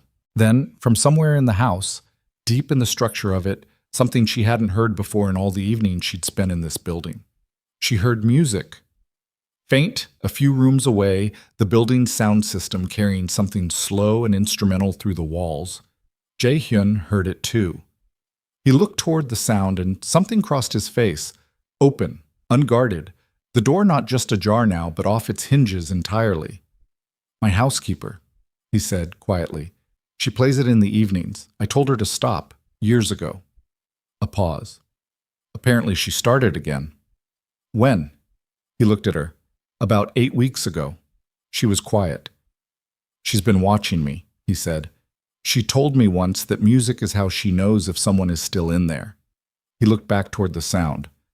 I didn't think it applied to me. And now? He turned back to her, and for the first time since the gala, since the silent dance and the cold hand and the tremor she had felt and he hadn't known he was showing, he smiled. Not performed, not managed. The real thing, unsteady at the edges and slightly too bright. The smile of a man who had forgotten the muscles required and was relearning them. Now, he said, I think I need to make a phone call. She sat very still, watching it happen, watching the decision cross his face and settle there. Not relief. Something more complicated than relief. Something that knew what it was costing and had decided the cost was acceptable. Jae-hyun, she said, yes. Before you call, she leaned forward. Whatever comes after this, whatever it looks like, you don't do it for me. You do it because it's the thing you actually want. He looked at her. Why does that matter? Because in 2 years, in 5 years, when it's hard, and it will be hard, you have to be able to look back at this moment and know that you chose it. She held his eyes. Not for me. For you. The music moved through the walls, slow and without urgency, filling the space between them. He picked up his phone. He looked at her one more time, as if he was fixing something in his memory, as if he was recording the specific quality of this moment before it became a before instead of a now. Then he dialed. This is Seo Jae-hyun, he said when the line connected. His voice was even, clear, and without a single tremor. I need to speak to someone with authority to negotiate the terms of voluntary cooperation in a federal investigation. A pause. Yes, I'll hold. He held the phone against his shoulder and looked at her across the library, and the music played, and outside the windows the city was doing what it always did, moving, breathing, conducting its enormous ordinary life. And inside this room, something that had been locked for 10 years turned over and opened. And from 3 floors below them, deep in the old stone of the building, something that had been silent for a decade, a man's capacity to want a future, began, improbably, to move. The hold music on the federal line lasted 4 minutes and 30 seconds. Nia counted them. Not deliberately. It was the same automatic tracking she'd done her whole life, The body's way of anchoring itself when the mind was running in too many directions at once. 4 minutes and 30 seconds of generic instrumental hold music piped through Jae-hyun's phone while he stood in the center of his library with his face arranged into something that was not quite calm and not quite fear, and was in fact the specific expression of a man who had made an irreversible decision and was now standing on the other side of it, waiting for the ground to confirm it was still there. She didn't say anything. There was nothing useful to say. He was the one holding the phone. He was the one who had dialed. Whatever happened in the next 30 seconds belonged entirely to him, and she understood that clearly enough to stay quiet and let it. The hold music stopped. A different voice came on. Male, older, with the particular cadence of someone who had conducted important conversations in unremarkable rooms for many years, and had stopped being surprised by either the content or the caller. He identified himself as Senior Supervisory Agent Warren Cole, RICO Division. "Mr. Seo," he said, "I'm told you've requested to discuss voluntary cooperation." "Yes," Jae-hyun said. "I have conditions." "That's expected." "They're not negotiating positions," Jae-hyun said. "They're requirements. The distinction matters, and I want it understood from the beginning." A pause. "I'm listening." "Certain individuals within my organization are to be identified in advance and removed from indictment consideration. They are operational personnel who have followed direction, not architects. I have documentation of the distinction." He paused.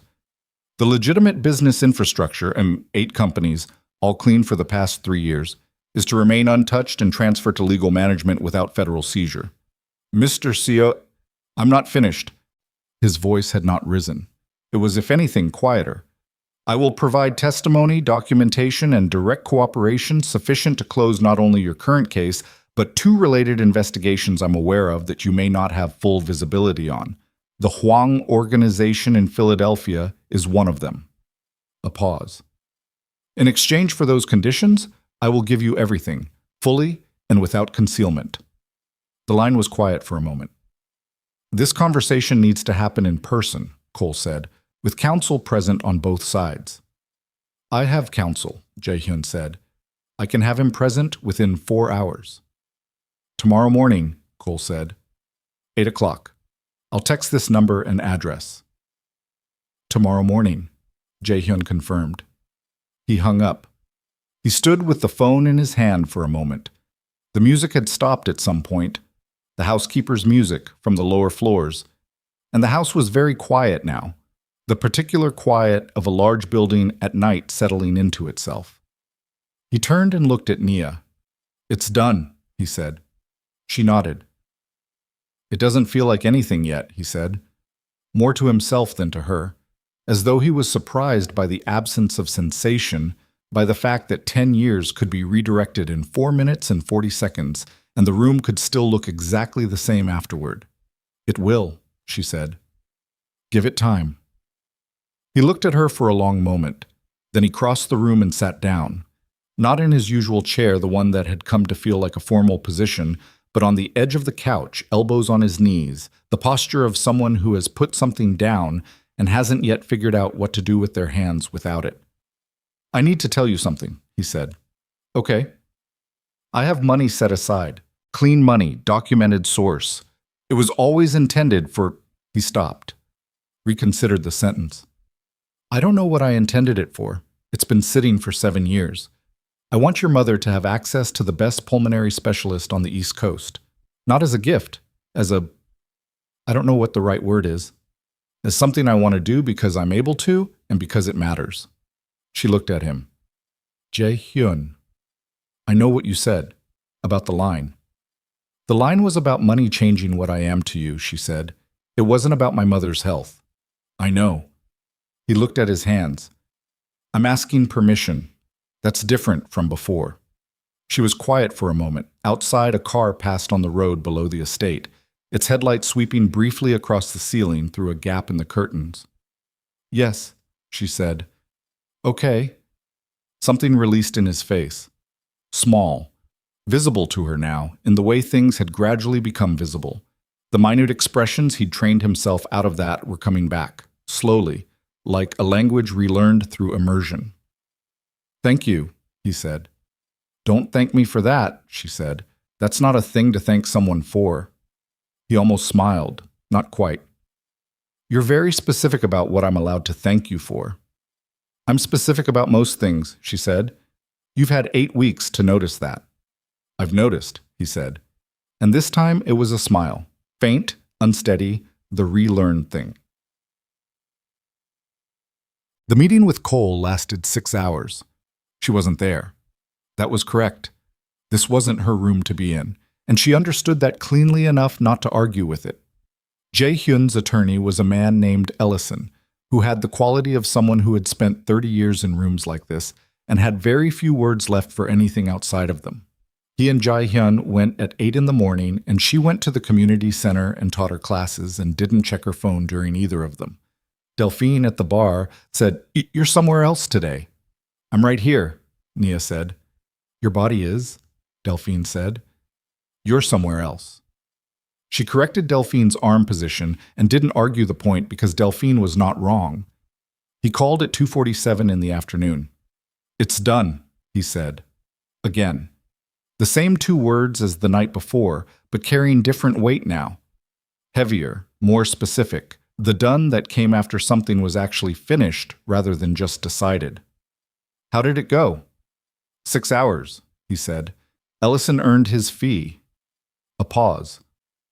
"The conditions were accepted. Most of them. 2 of the personnel I flagged will face reduced charges that I couldn't remove entirely. I accepted that." Another pause. "The rest held." "And the Huang information?" Cole was very interested in the Huang information. She sat with that for a moment. "Are you all right?" A silence that had things in it. "I'm processing," he said. "I've been in many difficult rooms. That room was different." "Different how?" "I've never been the one dismantling something I built," he said. "Every other room I've been in, I was either building or defending. This was—" He stopped. "Different," he said again. "I don't have a better word yet." "You'll find one," she said. "Give it time." "You keep telling me to give things time." "Because you keep acting like things should resolve immediately." A pause. "That's fair," he said. And she could hear in his voice, faint, genuine, the particular quality of someone learning to let things be true without needing to manage them. The following months moved the way significant things often did. Too fast in some places, agonizingly slow in others, with the actual texture of change happening in the small increments that were nearly impossible to track, until one day you looked back and couldn't see where you'd started from. The indictments came down in waves. The first wave was internal. Senior personnel whose operations were most deeply embedded in the criminal infrastructure, names Nia didn't know and didn't ask about. Some of them went quietly, 2 didn't. There were 3 weeks in the middle of it when Jae-hyun had security presence at her building that she didn't ask about either, and that disappeared as quietly as it had arrived when the relevant situation was resolved. She asked him once, during those 3 weeks, if he was afraid. He said, "Of what specifically?" "Of the people who are angry with you," she said. "Inside your organization, the ones who feel like you betrayed them." He was quiet for a moment. "Some of them are right that I betrayed them," he said. "I made a commitment to a structure and I dismantled it. The fact that the dismantling was correct doesn't change that the commitment existed." He paused. "I'm not afraid of them. I understand them. That's different." "Is it?" "Yes," he said. "Fear is reactive. Understanding is preparatory." He paused. "I know who they are and what they're capable of. I've made arrangements accordingly." She didn't ask what arrangements. She had learned which questions produced useful information and which ones produced either silence or something that would keep her up at night, and she had become, over these months, increasingly precise about which categories she was willing to engage with. Grace's new pulmonologist was a woman named Dr. Anita Ferris, based out of a research hospital on the Upper East Side, whose waiting list was normally 8 months and who saw Grace within 2 weeks of Jae-hyun making a call. Nia had been present at the first appointment and had watched Grace, who was nobody's fool, and had been watching her daughter's life develop over the past 3 months, with the specific attention of a woman who had long ago learned that what her daughter didn't say was as important as what she did. Receive Dr. Ferris's new treatment recommendations with the focused seriousness of someone given a second chance at something they'd stopped expecting. In the car afterward, Grace said, "I like him." "You've met him once," Nia said. "I met him for 10 minutes at the apartment, and I've seen what he does for people he cares about," Grace said.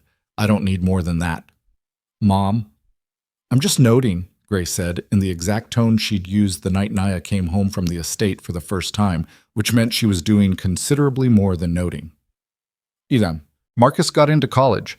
His first choice, a school with a strong pre-law program that had been his specific ambition since he was 14, and had watched a documentary about public defenders, and had come to Nia afterward and said, with the gravity of a 9-year-old boy who has just understood something about himself, "I think that's what I'm supposed to do." She'd been paying his SAT prep for 8 months on a budget that required her to not think too carefully about it. And when the acceptance email came, he came out of his room holding his phone, and his face was doing something she'd never seen on it before.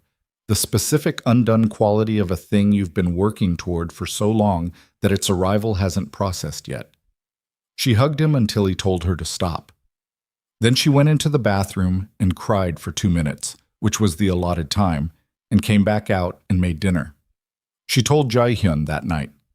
The silence on the phone when she told him was the kind of silence that was full of something rather than empty of it. "How does he feel?" he asked. "Like he got hit by a good truck," she said. "Is that a phrase?" "It is now."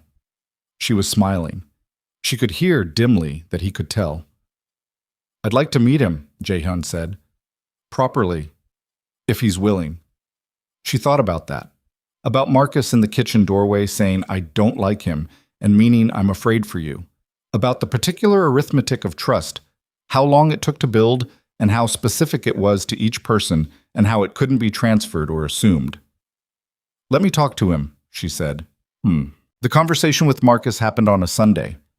She made breakfast, the real kind, the occasion kind, eggs and toast, and the good coffee her mother only broke out for significant mornings, and they sat at the kitchen table while Grace was at her Sunday phone call with her sister, and Nia told Marcus everything. Not a version of it. Not the edited form she'd been delivering in installments over the past months as she gauged what he could hold. All of it. The gala, the photograph, the warehouse, Hwang, Reeves, the phone call she'd sat beside while Jae-hyun made the decision that dismantled 10 years of his life in 6 hours of federal negotiation. Marcus listened. He was good at listening. Better than most people his age. Better than most people at any age. He had the quality of someone who understood that information was a gift, and receiving it well was a skill. When she finished, he was quiet for a moment. "He cooperated with the FBI," he said. "Yes?" "To protect you." "Partly," she said, "and partly because he'd already been moving toward it. What happened to me accelerated the timeline, but the direction was already there." "Because of you," Marcus said. "Because of him," she said. "I didn't make him into something he wasn't. He already was it. He'd just stopped believing it was an option." Marcus looked at his coffee. "That's a generous way to read it." "It's the accurate way," she said. "I've had a lot of time to think about whether I'm fooling myself. I don't think I am." He was quiet again. "What does he want from meeting me?" "I think he wants to sit in a room with someone who matters to me and not have a guard up." She paused. "I think he's trying to figure out how to do that. Be in a room where he's not the most powerful thing present and not turn it into a negotiation." Marcus looked at her. "You actually love him," he said. It wasn't an accusation. It was the tone of someone whose model of a situation has just updated. She looked at her hands for a moment. "I think so," she said. "Yes." He nodded slowly. "Okay," he said. "Okay like you're fine with it, or okay like you're going to think about it?" "Okay like he gets one dinner," Marcus said, "and I reserve the right to update my position." She looked at him.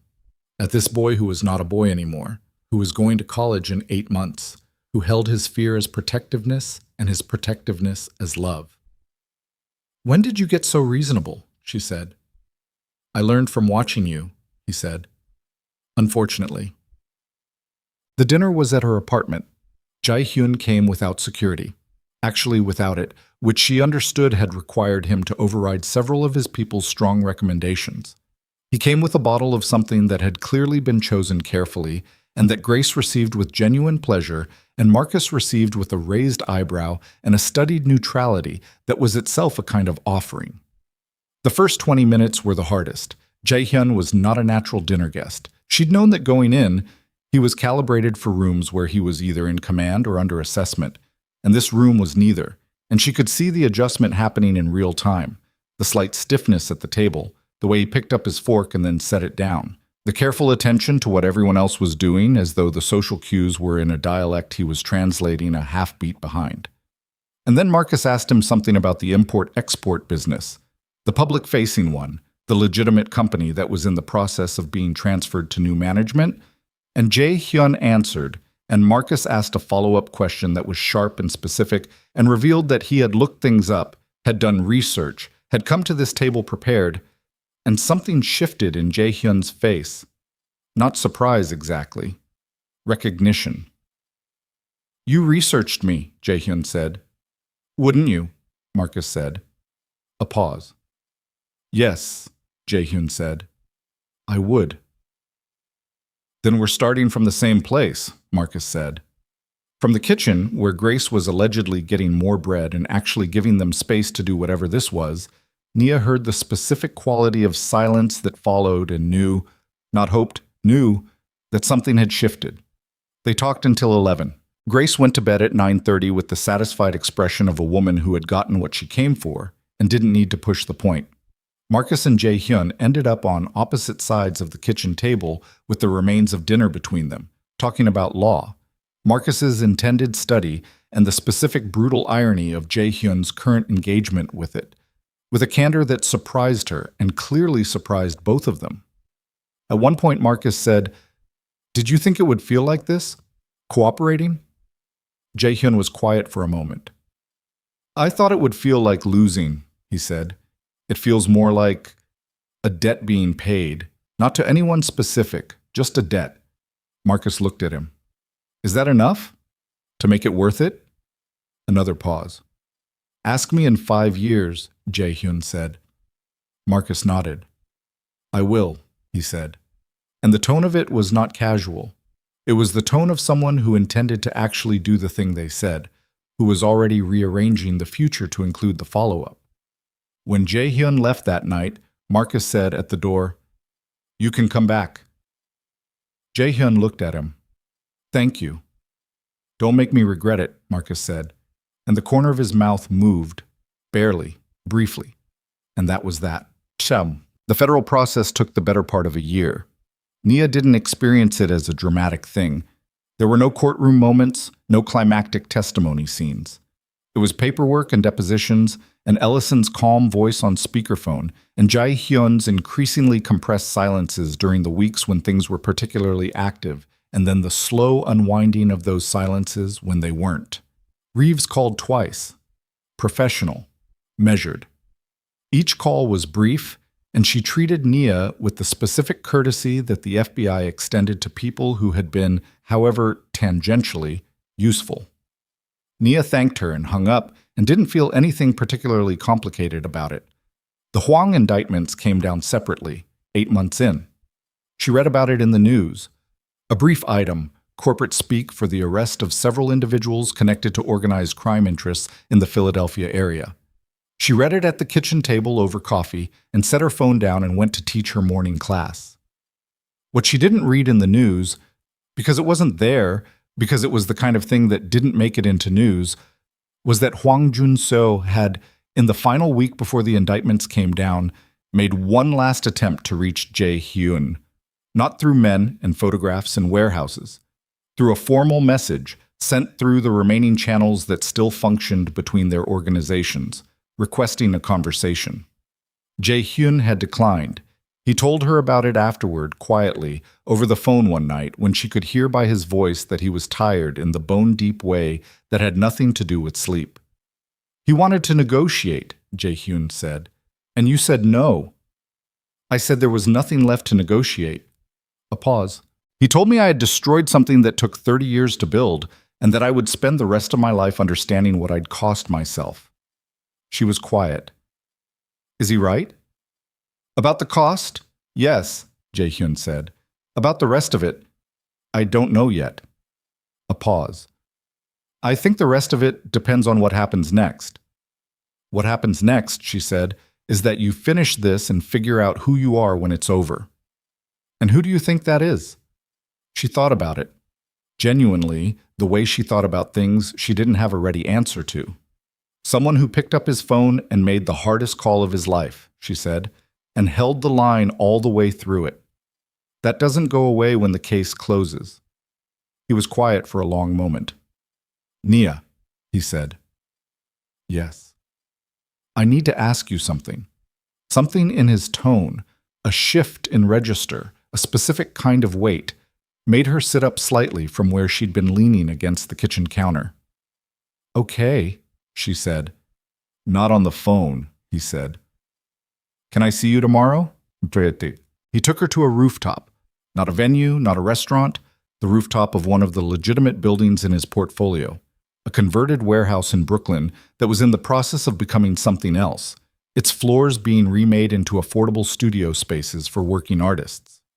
The project had been Jae-hyun's idea, proposed to the new management board 3 months into the federal process, and it had met with significant confusion and then cautious support and was now 6 months from opening. She'd heard about it, but hadn't seen it yet. He brought her up at dusk. The building was still under construction on the lower floors. She could smell sawdust and fresh concrete and the particular smell of a place being remade. And the rooftop was clean and open, with a view of the bridge and the water and the city doing what it always did, refusing to be still. There was nothing set up on the rooftop. No table, no flowers, no arrangement, just the two of them, and the view and the dusk going amber and then gray around them.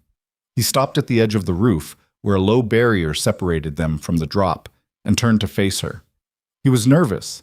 She'd never seen him nervous before. Not the controlled processing of threat, not the compressed containment of difficult moments, but actual nervousness, the kind that lived in the hands and the jaw and the small adjustments of someone who had rehearsed something and is now discovering that the rehearsal and the room feel entirely different from each other. I've been trying to figure out the right way to do this, he said. I've discarded about 15 versions. What were the other 14 like? Something moved in his face. More elaborate. All of them. He looked at her. I think you'd prefer less elaborate. I'd prefer honest, she said. He nodded. Then he reached into his jacket pocket and produced a small box. Not a presentation, just a box, held in his hand at his side. Not extended, not displayed. As though he wasn't ready to offer it yet. Jisoo's ring is in a case in my estate, he said. I want you to know that before I say anything else. This isn't her ring. I had this made. It doesn't have a history that belongs to someone else. He paused. It belongs to this. To what this is. She looked at the box, then at his face. You're scared, she said. Yes. Of what? He was quiet for a moment. When he spoke, the words came with the specific quality of something that had been true for a long time and was being said aloud for the first time. That this is where it ends. That I've used up whatever permission the universe extends to people like me for wanting things like this. The universe doesn't keep records like that, she said. I know that intellectually. He held her eyes. I don't always know it in here. He touched his chest. Brief. Without drama. She looked at him for a long moment. At the man who had stood in a silent room and let her take his hand when his entire identity was built around not being touched. At the man who had put his hand over a phone receiver and told her he was coming when she was in a warehouse with a man who could have made her disappear. At the man who had dialed a federal number and waited on hold for 4 minutes and 30 seconds and held the line all the way through. Open the box, she said. He opened it. The ring was simple. A single stone, deep blue, the color of water at depth, set in a clean, unornamented band. She looked at it for a moment. Ask me, she said. He looked at her. I don't have the right words. You don't need the right words. You just need the honest ones. He was quiet for a breath. Then, want to be in your life, he said. Not around it. In it. I want to be in the room when Marcus gets into his first case, and when your mother has a good appointment, and when you have a terrible class and need someone to tell you it wasn't as bad as you think. He paused. I want to build something that isn't built on anything I'm ashamed of. He stopped. His jaw was tight. I want to be a person who deserves to want those things. You already are, she said. You've been becoming that person for a year. You don't get to stand on this roof and not know that. Nia. Her name in his voice and the specific weight of it. Not a sentence, just a word. Just her name, but carrying everything. Yes, she said. He looked at her. I haven't asked yet. I know. Yes to all of it, she said. To the room and the appointments and the terrible classes. She looked at him. Yes, Jae-hyun. His hands were very still, holding the box. She watched him take a breath, deep, the first genuinely deep breath she'd seen from him in months of careful, controlled breathing.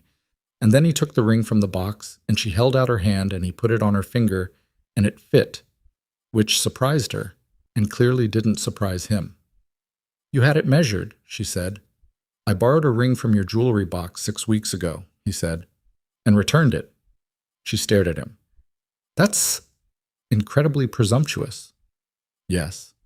And very like you. Yes. And he was smiling. The real one. The one that had come back over the past year in increments too small to track, until suddenly it was just there. Just his face doing the thing faces were supposed to do. I'm sorry about the ring. No, you're not, she said. No, he agreed. I'm not. She laughed. Actually laughed. The same way she'd laughed that first time in the library when he'd said Jisoo was insufferable to argue with. Surprised out of her, short and real. She watched it land on him the same way it had landed then, the sound of it doing something to his face that she didn't think she'd ever stop being moved by. The city was going dark around them. The bridge lights came on across the water. Somewhere below them in the building, something mechanical cycled on and off, the renovation noise of a place mid-becoming. She looked at the ring on her hand, then at him. She would have had opinions about this, she said. Jisoo. About the ring specifically or the situation generally? Both, she said. She would have told you the stone was showing off. He looked at the ring. It's not that large. It's not small, she said. No, he conceded. And something crossed his face, grief and warmth and the particular texture of a loss that had been carried so long it had become a kind of companionship. And she let it be there, let it have its space, because she had learned that the right response to Jae-hyun's grief about Jisoo was not to move past it or around it, but simply to stand beside it. She would have liked you, he said. Again, the same thing he'd said in the library months ago, but different now, less past tense, more present. I know, Nia said. You told me. I'm telling you again. I heard you. He looked at her. Thank you, he said, for this. For all of it. For walking across a room that you should have walked out of. Don't thank me for that, she said. That's not a thing to... I know, he said. You've told me. And there it was again, the smile, learning to be easy in his face. I'm telling you anyway. She let him. They were married on a Thursday. Not because Thursday meant anything particular, just because it was the day that worked, that fit between Marcus's first college visit and Grace's monthly appointment and the groundbreaking ceremony at the Brooklyn building, which Jae-hyun had managed to schedule for the following week so they could both be there. It was small. 12 people. Grace in a blue dress that Dr. Ferris had said she was absolutely well enough to wear to an outdoor ceremony, and who wore it with the bearing of a woman who had decided to feel good about this day and was not going to be dissuaded. Marcus in a jacket he'd bought with his own money and worn without being asked, which she understood was its own form of statement. Tanya was there, who had gone through approximately 9 distinct emotional phases about Jae-hyun over the past year and had arrived at something that she described as cautious investment, and Naya described as, you bought him a plant for the estate and cried about it, Tanya. Ellison was there, which surprised her and didn't seem to surprise Jae-hyun, who had clearly extended the invitation expecting it to be declined, and had received an RSVP within the hour. Sungjin was not there, but 3 days before the wedding, a package arrived at the estate, sent from the West Coast. No card, just the package, containing a single framed photograph, black and white, taken at the gala, the night of the silent dance. She hadn't known a photograph existed, neither had Jae-hyun. Sungjin apparently had kept it for a year and had decided in his own particular way that this was the right time for it. She framed it and put it on the windowsill in the library. The ceremony was in the garden of the estate, because the garden was the one part of the property that felt like it existed outside of everything the building had been, and because the trees were doing something with the late afternoon light that she'd noticed on the first day she'd walked through it and had been thinking about ever since. She walked toward him through that light.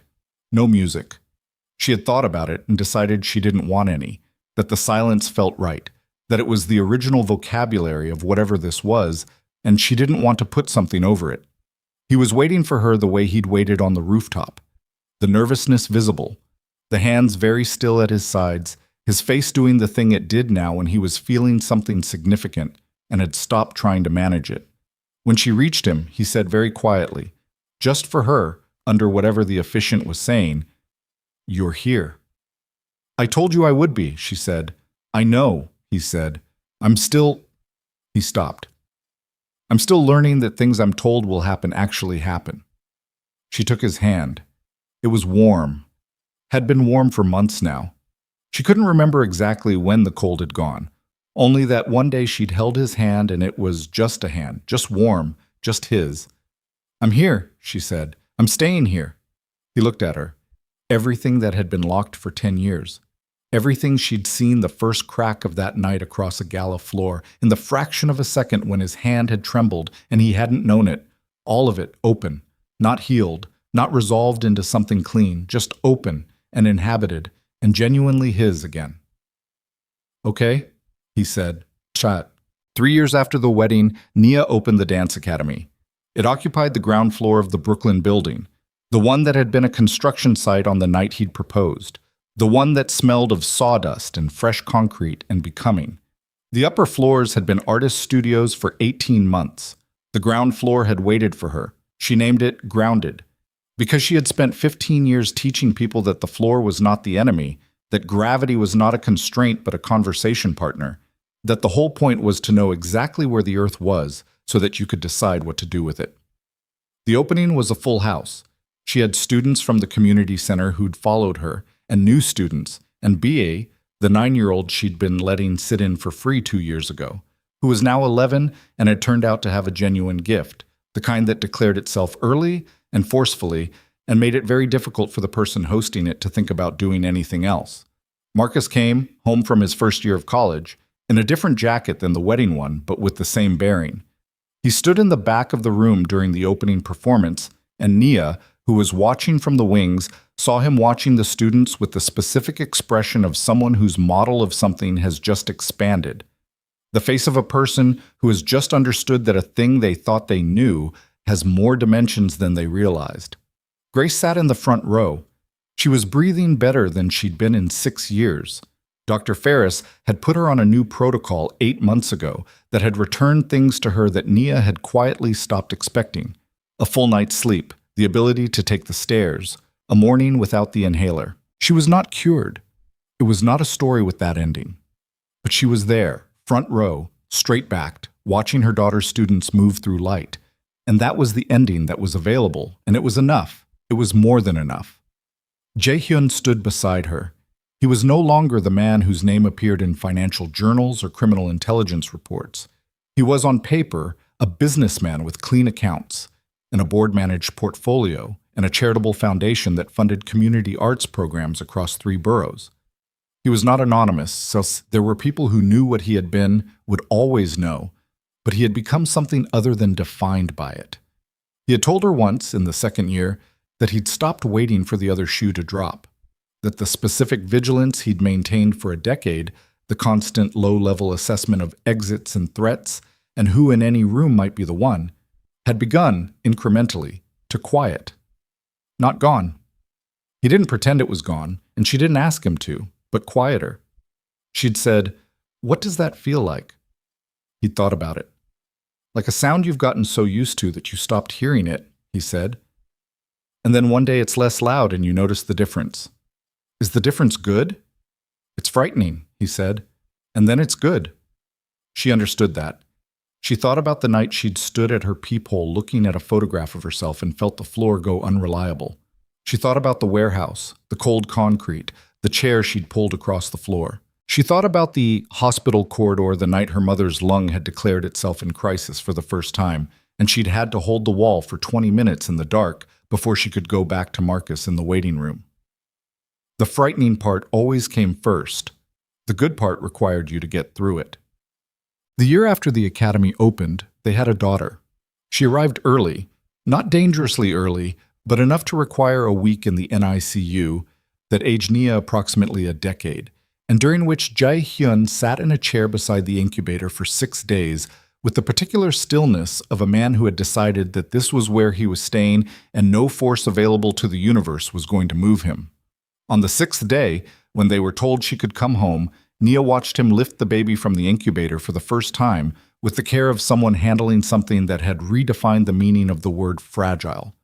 His hands, those cold hands, those still hands, those hands that had built and dismantled an empire and learned to tremble again, were entirely steady.